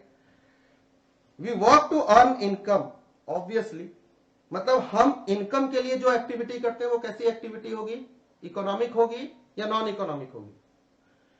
लाइफ के लिए बात करें, नॉन इकोनॉमिक, बच्चे के साथ समय गुजारना है, पेरेंट्स के साथ, अपनी मम्मी डैडी के साथ, नॉन इकोनॉमिक। चैरिटी करनी है, नॉन इकोनॉमिक। एनजीओ चला रहे, नॉन इकोनॉमिक। लेकिन जब मैं अर्निंग के लिए काम कर रहा हूं तो वो इकोनॉमिक एक्टिविटी है। अब एक चीज और समझाता हूं, यहां पे ध्यान से सुनना। एक छोटी सी बात आपको बताता हूं, ठीक है, कि जब ये सेंटेंस आया तो इसका क्या मतलब है, इसको जरा प्रैक्टिकली देखने की कोशिश करना। आपको एक नई बात बता रहा हूं और फिर यहां से आपको और समझ में आएगा कि ये बीसीके हमारी लाइफ में क्यों है। ध्यान से सुनो। हर इंसान जब सीए बनोगे तो हर बंदे की ना ड्रीम होती है, सबसे पहले वो एक एम्प्लॉय बनना चाहता है। ज्यादातर अगर दुनिया में 80% लोगों से पूछोगे, वो कहता है एक नौकरी मिल जाए यार, सैलरी मिल जाए, बात खत्म। एम्प्लॉय बनना चाहता है। काम करते करते करते करते थोड़े दिन बोर हो जाता है, मालिक बहुत पकाता है, इसके लिए मैं इतना क्यों मेहनत कर रहा हूं, मैं खुद के लिए कुछ क्यों ना करूं। वो कुछ भी अपना, जहां आप खुद के लिए एम्प्लॉयमेंट जनरेट करते हो, अपने लिए काम करते हो। देखो ना, वर्क, मैंने कहा ना टू अर्न इनकम, हम क्या क्या करते हैं, ध्यान से सुनना। क्या बोला मैंने? टू अर्न इनकम हम क्या क्या करते हैं, एम्प्लॉयमेंट ढूंढते हैं, एम्प्लॉयर हमें एम्प्लॉय कर लेता है, एम्प्लॉय की तरह हमारी मेंटालिटी होती है। 80% लोगों की एम्प्लॉयमेंट में खुश रहते हैं। लेकिन ऐसा पाया गया कि 40 से 45% लोग एक टाइम के बाद वहां से असंतुष्ट हो जाते हैं, कहते नहीं यार अपना कुछ करेंगे।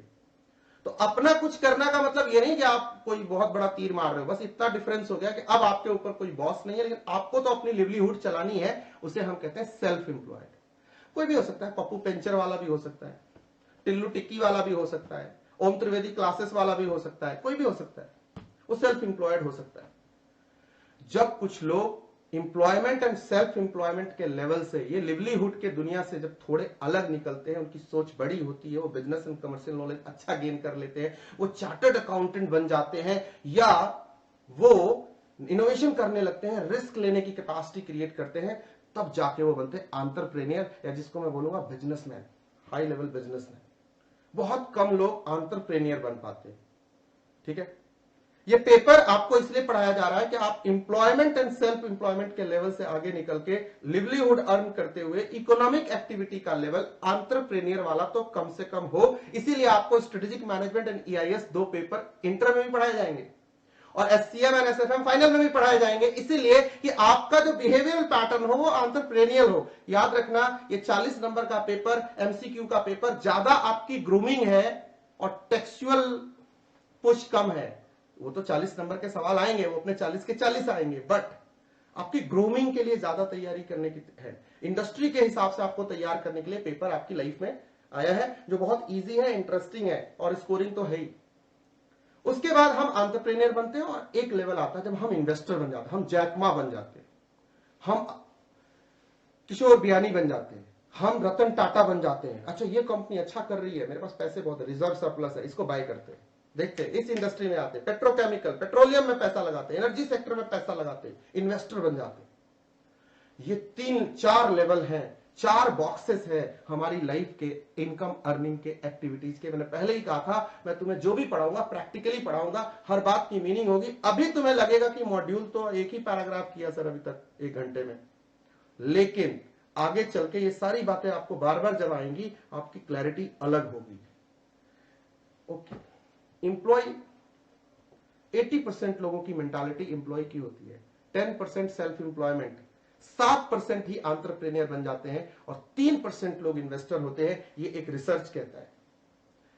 और सीए में बीसीके ईआईएस एसएम पढ़ाने का पर्पस है आपको एंटरप्रेन्योर बनाना एंड इन्वेस्टर बनाना। अब आपकी चॉइस है, आप एम्प्लॉय सेल्फ एम्प्लॉय से खुश रहना चाहते हैं या एंटरप्रेन्योर इन्वेस्टर बनना चाहते हैं। This is why my dear friends we are studying this paper, right, got it. This is why it is very important for you कि आपको बिजनेस एंड कमर्शियल नॉलेज बहुत अच्छी होनी चाहिए, स्ट्रेटेजी एंड सिस्टम की नॉलेज बहुत अच्छी होनी चाहिए।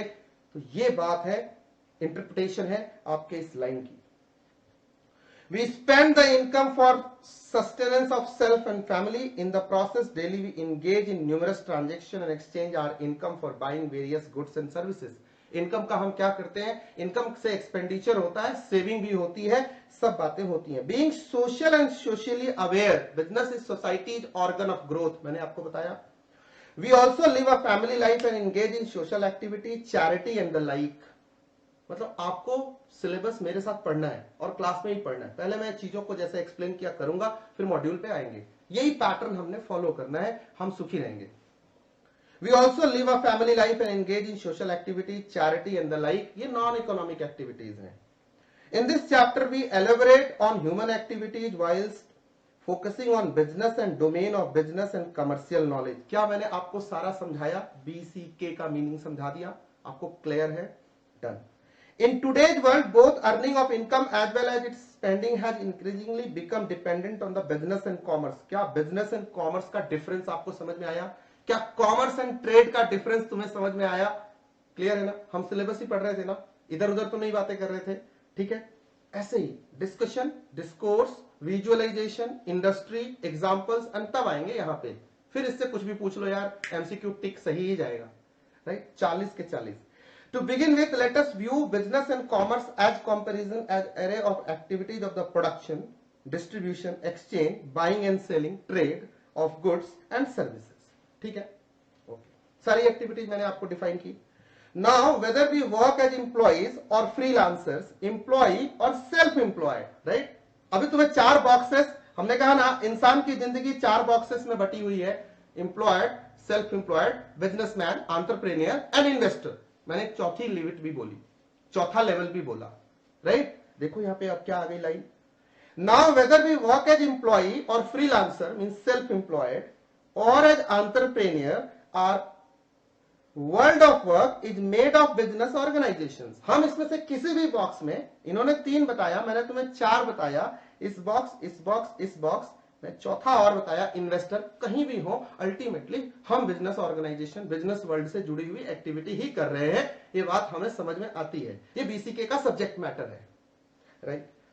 And even if we do not work for a business organisation, much of our spending takes place buying various goods and services that have been produced और प्रोवाइडेड बाय बिजनेस ऑर्गेनाइजेशन.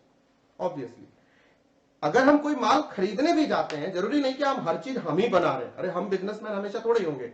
हो सकता है मैं employ हूं, पैसे earn करता हूं, next day बाजार में कुछ खरीदने जाता हूं अंकल की दुकान से. राइट, तो वहां तो माल कहीं से बन के आ रहा है. राइट, हमारे घर में बहुत सारी चीजें पड़ी हैं. कुछ चीजें हमने किससे? प्रोड्यूसर से खरीदी. कुछ चीजें हमने किससे? रीसेलर मतलब रिटेलर, किसी और से जाके खरीदी जिसने मैन्युफैक्चरर से बाय किया और फिर हमें बेचा. हमने एक अलमीरा बनवाया, ध्यान से सुनना, हमने एक अलमीरा बनवाया. किससे बनवाया? बड़ा ही अंकल आए, वो कारपेंटर आए और आके उन्होंने बना दिया. लकड़ी लाके हमने उनको दे दी. तो लकड़ी लाके दी, वो तो खरीद के दी. जो घर में बनाया वो प्रोडक्शन घर में हुआ. नहीं, कारपेंटर अंकल ने सर्विस दी और वो अपने पैसे लेके चलते बने. अलग अलग टाइप की दुनिया है हमारे आसपास. मतलब एक और बात समझ में आई कि इस पूरे सब्जेक्ट में हम अपने आसपास की बातें, डेली लाइफ, जो डेली हमारी लाइफ है, उससे रिलेटेड सारी बातें अगर हम डिस्कस करते रहे, BCK हो जाएगा. बट ध्यान रखना, जो चीजें देखने में आसान होती है ना, वो चीजों के कुछ खास मतलब होते हैं. उतनी सिंपल नहीं होती बिजनेस की दुनिया में कि यार ये तो छोटी सी बात थी. अब हमने सब डिस्कस किया है, अब सारे सेंटेंसेस हमें आसान लगेंगे. Business organisation, much of our spending takes place buying various goods and services that have been produced और provided by the business organisation. Obviously बाजार में जरूरत के सामान नहीं, जरूरतें पैदा होती हैं, हम सब जानते हैं. In all probability, most of the goods we buy, we do not buy these straight from the producer, but indirectly from second, third, or even later intermediary or reseller. Even car खरीदते हैं second hand कई बार. कहां से? carwala.com से, है ना? मलौट के car market से, वहां से खरीदा. किसी तीसरे 2-3 बार बिक चुकी है, फिर वहां से आया मेरे पास. तो हर चीज कई हाथों से होके कई लेवल पे. जरूरी थोड़ा ही है मैं पेपर खरीदने के लिए जेके पेपर्स के मिल में जाता हूं या ITC की फैक्ट्री में जाता हूं. नहीं ना, मैं किसी डिस्ट्रीब्यूटर से खरीदता हूं या मैं किसी रिटेलर से खरीदता हूं या बाजू वाले अंकल की दुकान से खरीदता हूं. राइट, तो ये है, ये एक एक्टिविटी है जो आपको करनी है. ये होमवर्क है, कुछ भी नहीं है, बच्चों का खेल है। आपको 2 फोटो देख करके आपको अपनी ऑब्जर्वेशन कार्ड तैयार करनी है, जहां आपको बताना है 2 व्यू हैं एक रूम के। List the item identifiable from picture. Imagine if the said item would have been purchased directly from the producer or some reseller। आपको ये बताना है कि इस घर में जो दोनों सामान है, इसमें से कितने सामान डायरेक्ट आपने रीसेलर से खरीदे हैं और डायरेक्ट आपने प्रोड्यूसर से खरीदे हैं। पहला लेयर, दूसरा लेयर, तीसरा लेयर कहां से खरीदा है, ये आपको बतानी है। ऑब्जर्वेशन कार्ड आपको तैयार करना है, ये हो जाएगा। अब आ जाओ एक इंपॉर्टेंट टेबल पे। ये बात भी हमने पढ़ ली है, फिर भी अब ये टेबल हम करेंगे और उसके बाद यहां के बाद हम कुछ एमसीक्यू करेंगे और आज का सेशन एंड करेंगे, राइट। सो देखो, ध्यान से देखना। बीसी के domain, business and commercial knowledge का डोमेन क्या है, ध्यान से देखना। इसका एरिया क्या है, ठीक है। आपको ये टेबल ऐसे ही है, अभी पहला चैप्टर है, थोड़ा स्लो चलेंगे, छोटी छोटी बातें करेंगे, समझने की कोशिश करेंगे क्या कर रहे हैं इस पेपर में, क्या करने वाले, नहीं करने वाले। Activities, manufacturing, trading, domestic, foreign, commerce, aid to trade, auxiliary, trade services. क्या मैंने बताया था अभी आपको? Business activities, business industries, business commerce, auxiliary to trade, commerce trade, auxiliary to trade, explain किया था अभी आपको। सेम बात, मैन्युफैक्चरिंग हो सकती है, ट्रेडिंग। अच्छा, ट्रेडिंग डोमेस्टिक और फॉरेन दोनों, बाइंग एंड सेलिंग का काम अपन इंटरनेशनल ग्लोबली भी कर सकते हैं, इंटरनेशनल ट्रेड भी इसके अंदर आ सकता है, right, simple. Next, scale. Scale, छोटा enterprise, medium, large, very large, corporation, group of companies. जब तुम्हें बिजनेस दिखाया सारे कंपनियों का, तो दिखाया ना, ये जैकमा की कंपनी है, ग्रुप है, एकदम लार्ज एंटरप्राइज, कॉर्पोरेशन, बड़ा वाला, नहीं। तो अलग अलग टाइप का स्केल हो सकता है, माइक्रो, स्मॉल, मीडियम, लार्ज, ठीक, स्मॉल स्केल इंडस्ट्रीज, ठीक है। ज्योग्राफिकल एरिया, हम लोकल, मतलब मान लो एक कोई कंपनी जो दिल्ली बेस्ड है, एक कंपनी है जो राजस्थान बेस्ड है, एक कंपनी है, मतलब डोमेस्टिक कंपनीज होती हैं, लोकल लेवल पे ऑपरेट करती हैं, अपने डोमेस्टिक कस्टमर होते हैं। एक होती है नेशनल लेवल पे, नहीं, जैसे रिलायंस जियो नेशनल लेवल, नहीं, टाटा इंडिकॉम नेशनल लेवल पे, एयरटेल नेशनल, इंटरनेशनल लेवल पे, नहीं। ऐसे ही आईसीआईसीआई बैंक 10, 15, 20 कंट्रीज में काम कर रहा है, इंटरनेशनल लेवल पे। डोमेस्टिक मल्टीनेशनल कंपनियां, Coke, IBM, Intel, Microsoft, Facebook, Twitter, ऐसे बिजनेसेस, मॉडर्न बिजनेस, मल्टीनेशनल, अलग अलग जो ओनरशिप गवर्नमेंट की हो सकती है, पीएसयू पब्लिक सेक्टर अंडरटेकिंग हो सकती है, प्राइवेट सेक्टर की कंपनियां हो सकती हैं, sole proprietor partner company corporate sector की हो सकती है, कंपनी एक्ट 2013 के अंदर आने वाली कंपनियां हो सकती है, पार्टनरशिप एक्ट 1930 वाली कंपनियां ऑर्गेनाइजेशन हो सकती है, राइट, सोल प्रोप्राइटरशिप हो सकती है। ये सब हम पढ़ेंगे डिटेल में। मार्केट, नेचुरल रिसोर्स का हो सकता है, equipment, commodity, capital, labour, production market, product market हो सकता है। इंडस्ट्री आपको डिफाइन किया ना, अलग अलग इंडस्ट्री में, अलग अलग बिजनेसेस में हम इन्वेस्ट कर सकते हैं, ठीक है।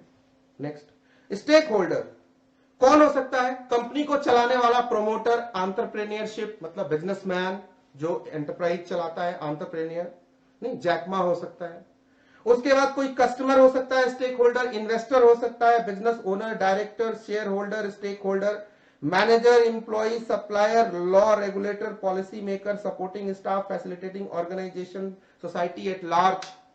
मैं कहता हूं मैं एज ए स्टूडेंट हो सकता हूं, मुझे किसी कंपनी को समझना है, क्यों एनालाइज करना है, मुझे एक फाइनेंस का, एक अकाउंटिंग का क्वेश्चन सॉल्व करना है, फाइनल अकाउंट बनाना है, मुझे एक कंपनी की बैलेंस पीएनएल चाहिए, लेकर के मैंने एनालाइज, मैं रिसर्चर हूं, मैं कंपनियों के बारे में रिसर्च करता हूं, मैं भी स्टेक होल्डर हो सकता हूं, राइट। मतलब पूरा बिजनेस का पूरा इंटरनल एक्सटर्नल इन्वायरमेंट जो चैप्टर नंबर 2 में हम डिटेल में पढ़ेंगे बिजनेस इन्वायरमेंट के तौर पे। समझ में आ गई बात? फंक्शन, फंक्शन बिजनेसेस क्या क्या करती है बताओ, कोई एंटरप्राइज क्या करती है आप बताओगे? सर प्रोडक्शन करती है, मार्केटिंग सेल्स करती है, लॉजिस्टिक्स संभालती है, कस्टमर केयर होता है उसका, सर आरएनडी डिपार्टमेंट होता है उसके पास, वहां पता चलता है क्या बनेगा, तो डिफरेंट फंक्शन है। आईटी डिपार्टमेंट होता है, जितने डिपार्टमेंट उस कंपनी को चलाने के लिए जरूरी होते हैं, फंक्शन, ये सब डोमेन है बीसीके में। इन सब चीजों को कंसिडर करते हुए हमने बात करनी है, ये सारी बातें आपको धीरे धीरे मैं बताता जा रहा हूं। Focus, company enterprise wide, a particular business line और अ पर्टिकुलर फंक्शन। कंपनी हो सकती है, कई इंडस्ट्री में इसका फोकस हो सकता है, एक सिर्फ टायर बनाने वाली कंपनी, एमआरएफ उसका काम सिर्फ टायर बनाने वाला था, एक प्रोडक्ट एंड सर्विसेज। कैंट है वो आरओ बनाता है, प्यूरिफायर बनाता है। अब ये डिपेंड करता है फोकस। फोकस का मतलब क्या, क्या समझा तुमने फोकस से? ध्यान से सुनना, फोकस का मतलब होगा सी पी टी मार्केट। ध्यान से सुनना, किसी कंपनी का फोकस क्या हो सकता है? फोकस का मतलब है कस्टमर।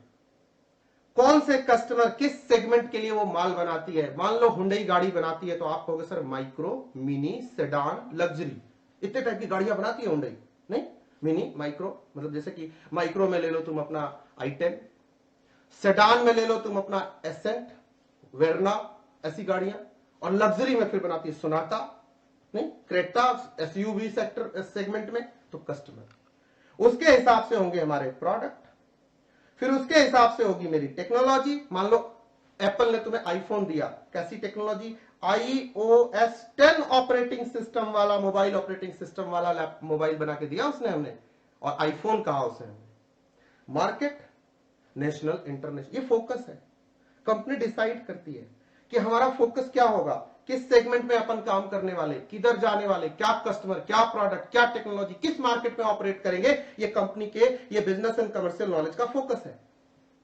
Next, concern. किसी बिजनेस का क्या कंसर्न है, आपको बताया, वैल्यू क्रिएट करना। और वैल्यू का मतलब क्या बताया, कस्टमर की नीड को सेटिस्फाई करना। और बिजनेस का अपना कंसर्न क्या है, आपको बताया, आपके ताऊ ने क्या बताया, आपके अंकल ने क्या बताया, आपके डैडी ने क्या बताया, जो बिजनेसमैन है। Businesses are run to run the business, और उसके लिए हमें क्या चाहिए?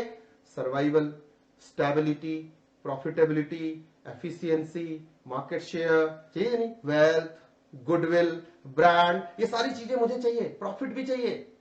ये मेरा कंसर्न है। जब मैं बिजनेस को चलाता हूं, मैं सोचता हूं यार कोई बुरा वक्त आए, कोई रिसेशन आए, कोई कोरोना का इफेक्ट हो, मेरा बिजनेस ना डूबे, सर्वाइवल। अच्छा, मैं नंबर 1 कंपनी हूं, मैं जिलेट हूं, ध्यान से सुनना, मैं जिलेट हूं, मैंने मार्केट में सबसे बड़ा शेयर होल्डिंग स्टेक बना लिया, आज मेरा 80% मार्केट है, मैगी हूं, टॉप पे बैठी हूं, मैं हिला नहीं सकते। तो अब मैं चाहती हूं कि भाई मेरे पोजीशन को कोई ना हिलाए, स्टेबिलिटी। फिर मैं कहता हूं प्रॉफिट तो बहुत जरूरी है। फिर मैं कहता हूं काम को एफिशिएंटली भी करना आना चाहिए, अच्छा मैनेजमेंट हो, एफिशिएंसी हो। फिर मैं सोचता हूं कि भैया प्रॉफिट तो सब ठीक है, लॉन्ग टर्म में कंपनी की वर्थ भी बढ़नी चाहिए। तो हम कहते हैं गुडविल बढ़ाओ, एसेट बढ़ाओ, वेल्थ बढ़ेगा, कंपनी का, ऑर्गेनाइजेशन का वेल्थ मैक्सिमाइज होगा। तो that is wealth and mode, traditional, physical, brick and mortar, in store, digital, online. काम कैसे करते हो भैया? तो कोई कहता है हम तो अभी भी मैनुअली करते बाबूजी, उसी दुकान में बैठ के खाता वही निकाल के करते। कोई कहता है हम तो अपनी ग्रोसरी शॉप है हमारी, नहीं, मोड है ना, कैसे काम करते। एक तो है हमारा स्टोर है, एक हम कहते हैं नहीं हम तो मॉडर्न काम करते हैं, ई बिजनेस करते हैं, हमारी अपनी वेबसाइट है, हमारा काम सारा मैनुअल नहीं है, सब यहाँ पे सॉफ्टवेयर लगे हैं, इंफॉर्मेशन सिस्टम जिसको बोलते हो आप, टैली लगी है, टैली के थ्रू मैं काम करता हूं, ईआरपी लगी है, सैप, उसके थ्रू काम करता हूं, बैंक है, कोर बैंकिंग सिस्टम है, सीबीएस बोलते हो ना, कोर बैंकिंग, किधर भी जाते हो किसी ब्रांच से पैसा निकल जाता है, सीबीएस, ये सब पढ़ोगे आगे चल के इंटरमीडिएट में, राइट। अच्छा, मैं तो ऑनलाइन, मैं तो ई कॉमर्स में तो फ्लिपकार्ट हूं, मैं तो वैसे काम करता हूं। नहीं, आजकल लोग कर रहे हैं ना सारे, नीचे दुकान ऊपर मकान, नहीं, आगे दुकान, आगे रिटेलिंग, पीछे ई टेलिंग। बाप बैठ के दुकान चला रहा है, बेटा बैठ के उधर ई कॉमर्स कर रहा है, पीछे बैठ के ई टेलिंग कर रहा है, फ्लिपकार्ट पे माल बेच रहा है, अपने पोर्टल पे अपलोड कर रहा है, वहां से बेच रहा है। Got the point.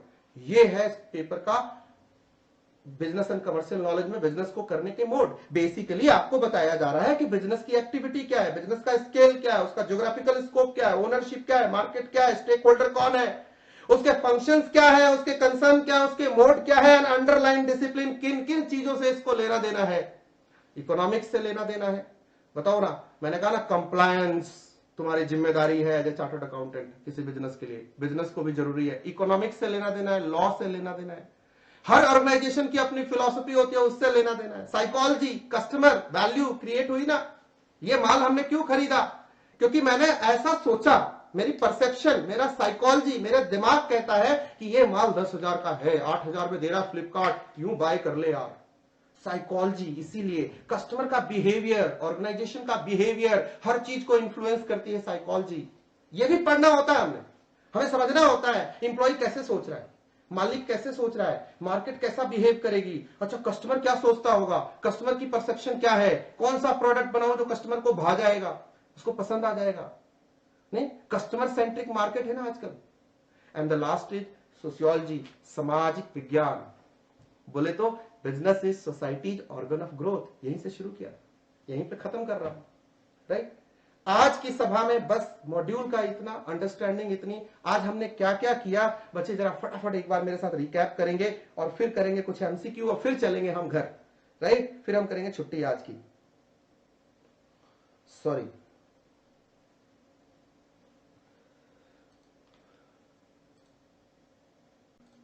ओके, एक बार फास्ट मेरे साथ रिकैप करेंगे क्या क्या किया हमने। Business and commercial knowledge module discuss किया, बहुत अच्छे। हमने आपके बारे में देखा कि आप क्यों यहां आए हो, इस क्लास में क्यों बैठे हो। आपने सीए बनना है, लास्ट कोर्स है, इंटरेस्टिंग है, स्कोरिंग है, इजी पेपर है।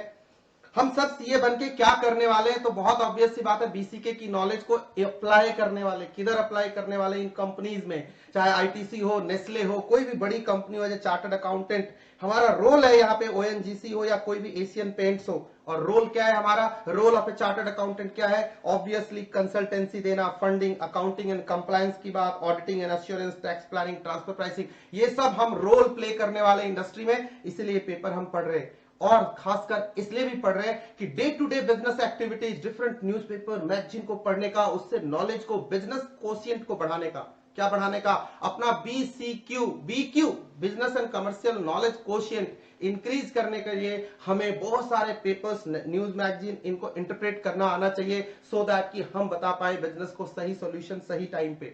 6 चैप्टर है, introduction to BCK, business environment, business organisation, government policies and business growth, businesses organisations facilitating business and common business terminology.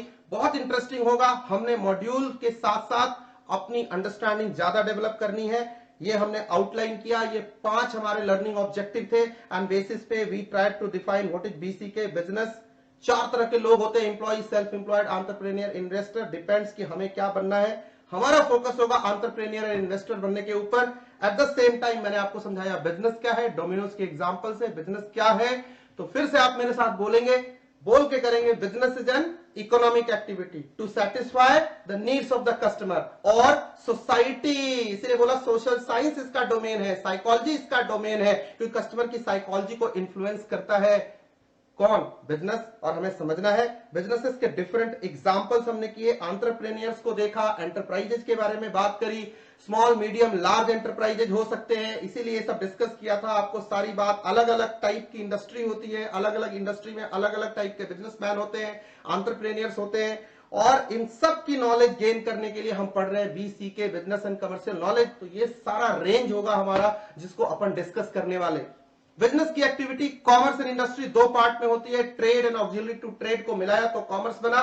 Detail में आपको समझाया, इंडस्ट्री आपको एक्सप्लेन किया, डेटा आपने समझा, इंफॉर्मेशन, मतलब हर business, enterprise, small medium large, जैसा भी एंटरप्राइज हो, हमने माइक्रो मिनी, जैसा भी हो, कस्टमर हो, जिस भी सेगमेंट की बात करता हो, जिस भी टेक्नोलॉजी की बात करता हो, उसके फैक्ट्स, फिगर, डेटा, इंफॉर्मेशन को कलेक्ट करना है। और बिजनेस के लिए जो इन्फॉर्म डिसीजन लेना है, या बिजनेसमैन को जो एडवाइस करनी है, जो कंसल्टेंसी देनी है, उसके लिए हमारे पास काफी नॉलेज होनी चाहिए एज ए चार्टर्ड अकाउंटेंट। इसलिए पेपर अपन पढ़ रहे, इंट्रो टू बीसीके में भी डिस्कस किया। कल हम शुरू करेंगे स्ट्रेटेजी के साथ। अभी हम करेंगे कुछ खास बीसीके स्टाइल में MCQ. Let's start with model MCQs, few MCQs for at least 10 to 15 minutes, and then we'll proceed. Thank you.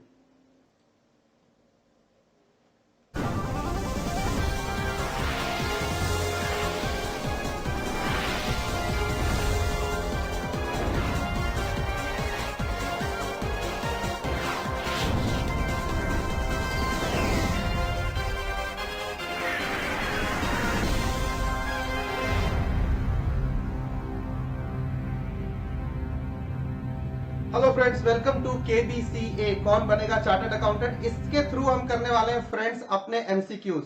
ठीक है, आपको बहुत मजा आएगा।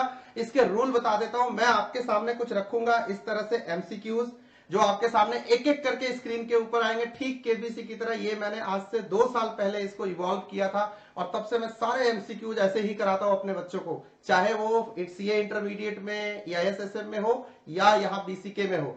आपको बहुत मजा आएगा। और हर क्वेश्चन के बाद आपको पूरे 30 सेकंड दिए जाएंगे सोचने के लिए करेक्ट आंसर। फिर करेक्ट आंसर आपको देना है, फिर कंप्यूटर बाबा से पूछेंगे, चेक करेंगे। हाँ, केवीसी की तरह यहाँ कोई सट्टेबाजी नहीं होगी, आपको कोई गिफ्ट हर आंसर पे नहीं मिलेगा, बट ये इंटरेस्टिंग तरीका होगा। टिक टिक करने से, पढ़ने से अच्छा है कि थोड़ा हम इंटरेक्टिव टूल से इसको जानने की कोशिश करेंगे। बहुत मजा आएगा। It will be a fun and will learn also. Let's start. Are you ready guys with question number 1? चलो, पहला क्वेश्चन आपके स्क्रीन पे और मैं पढ़ रहा हूं आपको। The financial sector comprises which of the following? And options are A banks, B non banking financial company, C dealers real estate and D all of the above. And your time starts, your 30 seconds. अच्छा वक्त शुरू हुआ, आपको देना है सही जवाब।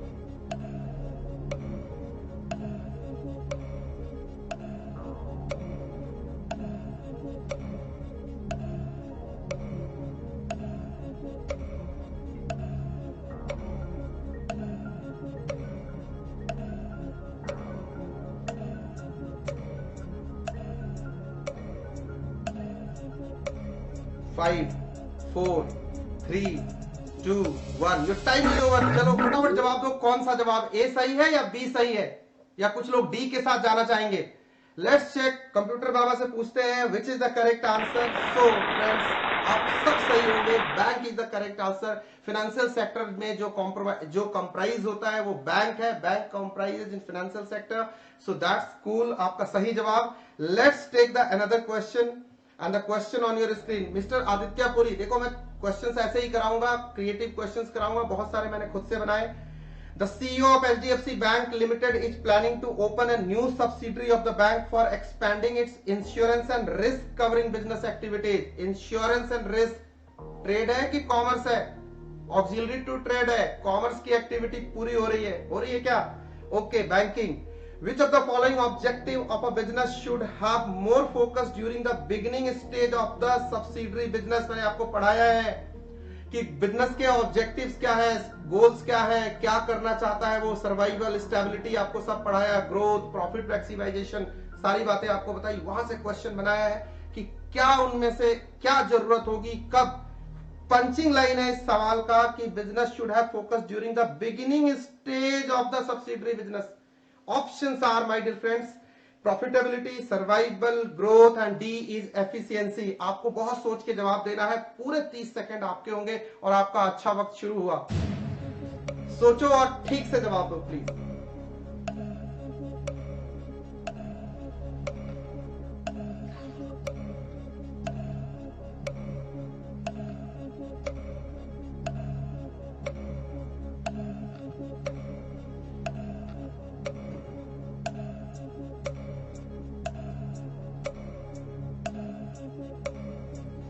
3, 2, 1 and 0। Your time is over. बताओ क्या सही गेस किया आपने? प्रॉफिटेबिलिटी शुरुआत में चाहिए, सर्वाइवल चाहिए, ग्रोथ चाहिए, एफिशिएंसी चाहिए। किसकी रिक्वायरमेंट बिगिनिंग स्टेज पे आदित्य पुरी को एचडीएफसी बैंक में नया कॉमर्शियल एक्टिविटी करते हुए उनको जरूरत पड़ेगी? बीसीके का ब्रह्म सवाल, एकदम मस्त वाला सवाल, एकदम यक्ष प्रश्न आपका, ढिंचाक वाला क्वेश्चन। प्लीज टेल मी, यो क्वेश्चंस नहीं, किसकी जरूरत होगी? चेक करें आंसर, ए, बी, सी या डी। कंप्यूटर जी कौन सा सही आंसर है? B, survival. Great, B survival. क्यों? क्योंकि कंपनी को शुरुआती दौर में सबसे ज्यादा सर्वाइवल की जरूरत होती है, उसके बाद वो ग्रोथ की बात करता है, प्रॉफिटेबिलिटी की बात करता है, उसमें एफिशिएंसी कंट्रीब्यूटर बनता है। आपने ठीक समझा। अभी धीरे धीरे मैं अभी जनरल नॉलेज आपकी टेस्ट कर रहा हूं बिजनेस की, फिर जब नेक्स्ट क्लास से अपन शुरू करेंगे ज्यादा डिटेल में सिलेबस के अंदर घुस जाएंगे, स्पेसिफिकली उन्हीं लाइंस के की बातें ज्यादा करेंगे। अगला सवाल आपके स्क्रीन के ऊपर दोस्तों, सोचना और सोच के ठीक से अपना पूरा वक्त लेके जवाब दो। Chartered accountants are the custodian of nation's resources. True है, फॉल्स है, ए बी दोनों में से कोई सही नहीं है, नन ऑफ द अबव है। आपको सिर्फ 15 सेकंड मिलेंगे और आपका अच्छा वक्त ये रहा, शुरू हो गया।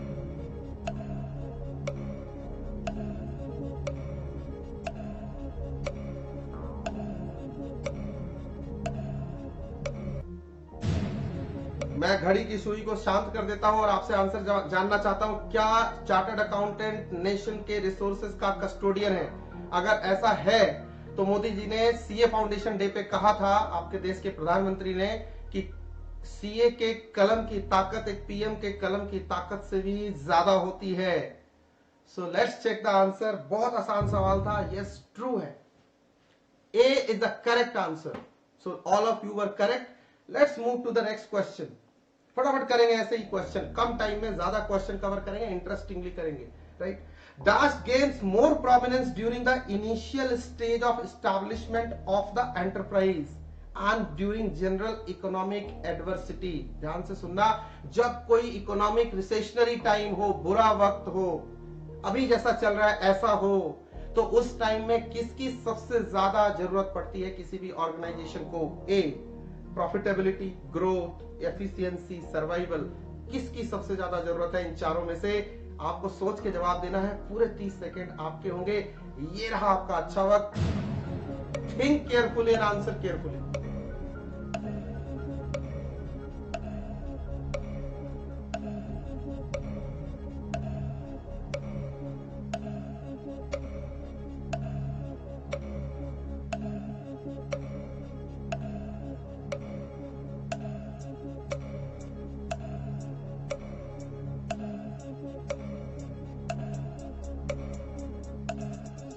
2-1-0 timing over my dear friends. आपने क्या गेस किया, ए या डी, बी या सी? आई थिंक आपने सही गेस किया होगा। लेट्स आस्क कंप्यूटर बाबा सही जवाब। D, survival. शुरुआती दौर में किसी भी बिजनेस को या रिसेशनरी टाइम में, बुरे वक्त में किसी भी बिजनेस को सर्वाइवल की सबसे ज्यादा जरूरत होती है। अभी कोविड, पूरे दुनिया में रिसेशन छाया हुआ है। इस टाइम में क्या चाहिए? सर्वाइव हो जाए, फिर स्टेबिलिटी एंड फिर प्रॉफिटेबिलिटी एंड फिर ग्रोथ एंड फिर बात करेंगे किसी और चीज की, वेल्थ की। चलो एक और सवाल लेंगे और आज का सेशन खत्म करेंगे क्योंकि हमारा भी वक्त हो रहा है खत्म as per the schedule. So last question of today and here it is on your screen. Perrier a French brand, एक कंपनी है, फ्रांसीसी कंपनी है, उसका एक ब्रांड है। Natural bottled mineral water Bisleri की तरह बनाती है। Captured at the source of Vergeze, जहां भी होता है। Located in the Gard department, जहां भी है, कोई फर्क नहीं पड़ता। विदेशी नाम ऐसे ही कंफ्यूज करने के लिए आपको डाल दिए जाएंगे। तुमने उस कंफ्यूजन के ताले को तोड़ना है। Next, it is planning to open an Indian subsidiary, मतलब इंडिया में धंधा शुरू करना चाहता है, बिजनेस है, कमर्शियल एक्टिविटी करना चाहता है, इंडिया में ट्रेड करना चाहता है, इंडिया में देखना पड़ेगा। It wants to increase its turnover, कोई भी बिजनेस अपना स्कोप बढ़ाना चाहता है। देखो मैं तुम्हें पूरा बीसी के डोमेन में घुमा रहा हूं और सवाल बनाया है मैंने, छोटे छोटे सवाल। एंड ग्लोबल मार्केट शेयर, बढ़ाना चाहता है वो मार्केट शेयर, यही तो ऑब्जेक्टिव होता है। विच ऑफ द, यही तो वैल्यू है जो बिजनेस के लिए क्रिएट करता है। ठीक है, सब ठीक जा रहा है ना, जितना हमने आज सुना है, सोचा है, देखा है। और ध्यान रखना, फिर मैं रिपीट करूंगा, मॉड्यूल को रटने की, ज्यादा पढ़ के सोने की जरूरत नहीं है। मॉड्यूल अपने आप हो जाएगा। मैं आपको समझाता जाऊंगा, विजुअलाइज कराता जाऊंगा, एक्सपीरियंस एग्जांपल के साथ सब बताऊंगा। आपको कॉन्फिडेंस रखना है क्योंकि आप उस आदमी से पढ़ रहे हो जिसने आपका मॉड्यूल ही बनाया है, तो आपको टेंशन लेने की जरूरत नहीं है। और सारे मैं गारंटी दे सकता हूं आपको 40 के 40 एमसीक्यू आपसे होंगे, क्योंकि हम 1000 से ज्यादा एमसीक्यू इस तरीके से करने वाले हैं केबीसीए स्टाइल में, राइट, अपने कोर्स ड्यूरेशन के दौरान। तो आराम से होगा, सब समझ में आएगा। Which of the following objective is it trying to achieve? जब वो इंडिया में बिजनेस शुरू करना चाहता है तो क्या करना चाहता है? वो यहाँ पे अपना रेवेन्यू बढ़ाना चाहता है, मार्केट शेयर ग्रो करना चाहता है। तो कौन सा objective? Option A profitability, survival, C is growth and D is efficiency. पूरे 30 सेकेंड आपको दिए जाते हैं, सोचिए और ध्यान से आंसर कीजिएगा। बहुत डिपेंड करेगा, एक एक आंसर सोच के जवाब देना है। कई बार ऑब्जेक्टिव में नियर परफेक्ट आंसर होते हैं। बी ए दोनों लगेगा, दोनों सही है। डी ए दोनों लगेगा, दोनों सही है। इंस्टीट्यूट आपसे डिमांड करता है जो most perfect and nearest answer हो वो टिक करने का, right. So take your time, पूरे 30 सेकेंड आपके हैं एंड आंसर केयरफुली।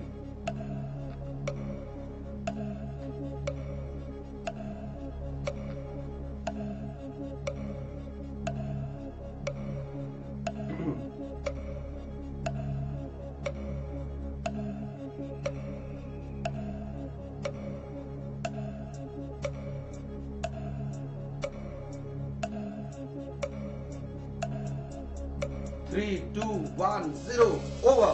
तो फ्रेंड्स, क्या है सही आंसर बताओ? क्या कर रहा है ये कंपनी? क्या फ्रेंच कंपनी क्या करने की कोशिश कर रही है? Let's check the answer. Computer बाबा से पूछ लेते हैं। ग्रोथ की बात कर रही है तो बिजनेस एंड कमर्शियल नॉलेज हमें सिखाती है जब भी कोई कंपनी ऐसा कुछ करने जा रही है मतलब वो ग्रोथ की बात कर रही है। सो फ्रेंड्स, ये था आज तक। आपको मुझे लगा कि सिलेबस अच्छे से समझ में आया होगा। I hope so. आपको 2-3 चीजें करनी है बच्चों। एक तो अपनी बुक को एक ध्यान से पढ़ना है, मेरे साथ पढ़ना है। घर पे आपको बीसीके खोलने की कोई जरूरत नहीं है, मैं आपको अपनी तरफ से एश्योरेंस दे रहा हूं। एमसीक्यू मेरे साथ करने हैं, प्रैक्टिस भी मैं कराऊंगा। बहुत सारे ऑटोमेटेड आपके मोबाइल पे एमसीक्यू आ जाएंगे, आपको टिक टिक करना है, प्रैक्टिस भी मैं ही कराऊंगा। कॉन्सेप्ट यहां पे पढ़ पढ़ के रटने नहीं है, समझने हैं। आप सब समझ चुके हो मैं क्या कहने की कोशिश कर रहा हूं। अगर आपकी अंडरस्टैंडिंग होगी सब्जेक्ट की तो 40 के 40 एमसीक्यू आप टिक करने वाले हो। बुक हमने बहुत अच्छे से आर्टिकुलेट करके आपके लिए भेजी है, आप उसका अच्छा इस्तेमाल करेंगे। क्लासेस ऐसे ही चलती रहेंगी। शुरू की 2-3 क्लासेस नो डाउट मैं आपको बताना चाहता हूं थोड़ी स्लो होंगी, क्योंकि मैं पहले आपकी अंडरस्टैंडिंग डेवलप करूंगा, टर्मिनोलॉजी से आपको काफी कंफर्टेबल बना दूंगा, और उसके बाद हम करेंगे बच्चे फाउंडेशन स्ट्रॉन्ग करके। और इस पेपर को, ये पेपर आपको बहुत मजा देने वाला है। तो बस मैं चलते चलते इतना कहूंगा, हंसते रहिए, मुस्कुराते रहिए, जिंदगी जीते रहिए, अपना और अपने दिल का बहुत सारा ख्याल रखिए। बहुत जरूरी है दिल का ख्याल रखना। फिर मिलता हूं अगले सेशन में इसी चैप्टर के दूसरे लेक्चर के साथ। See you soon. Thank you. Bye bye.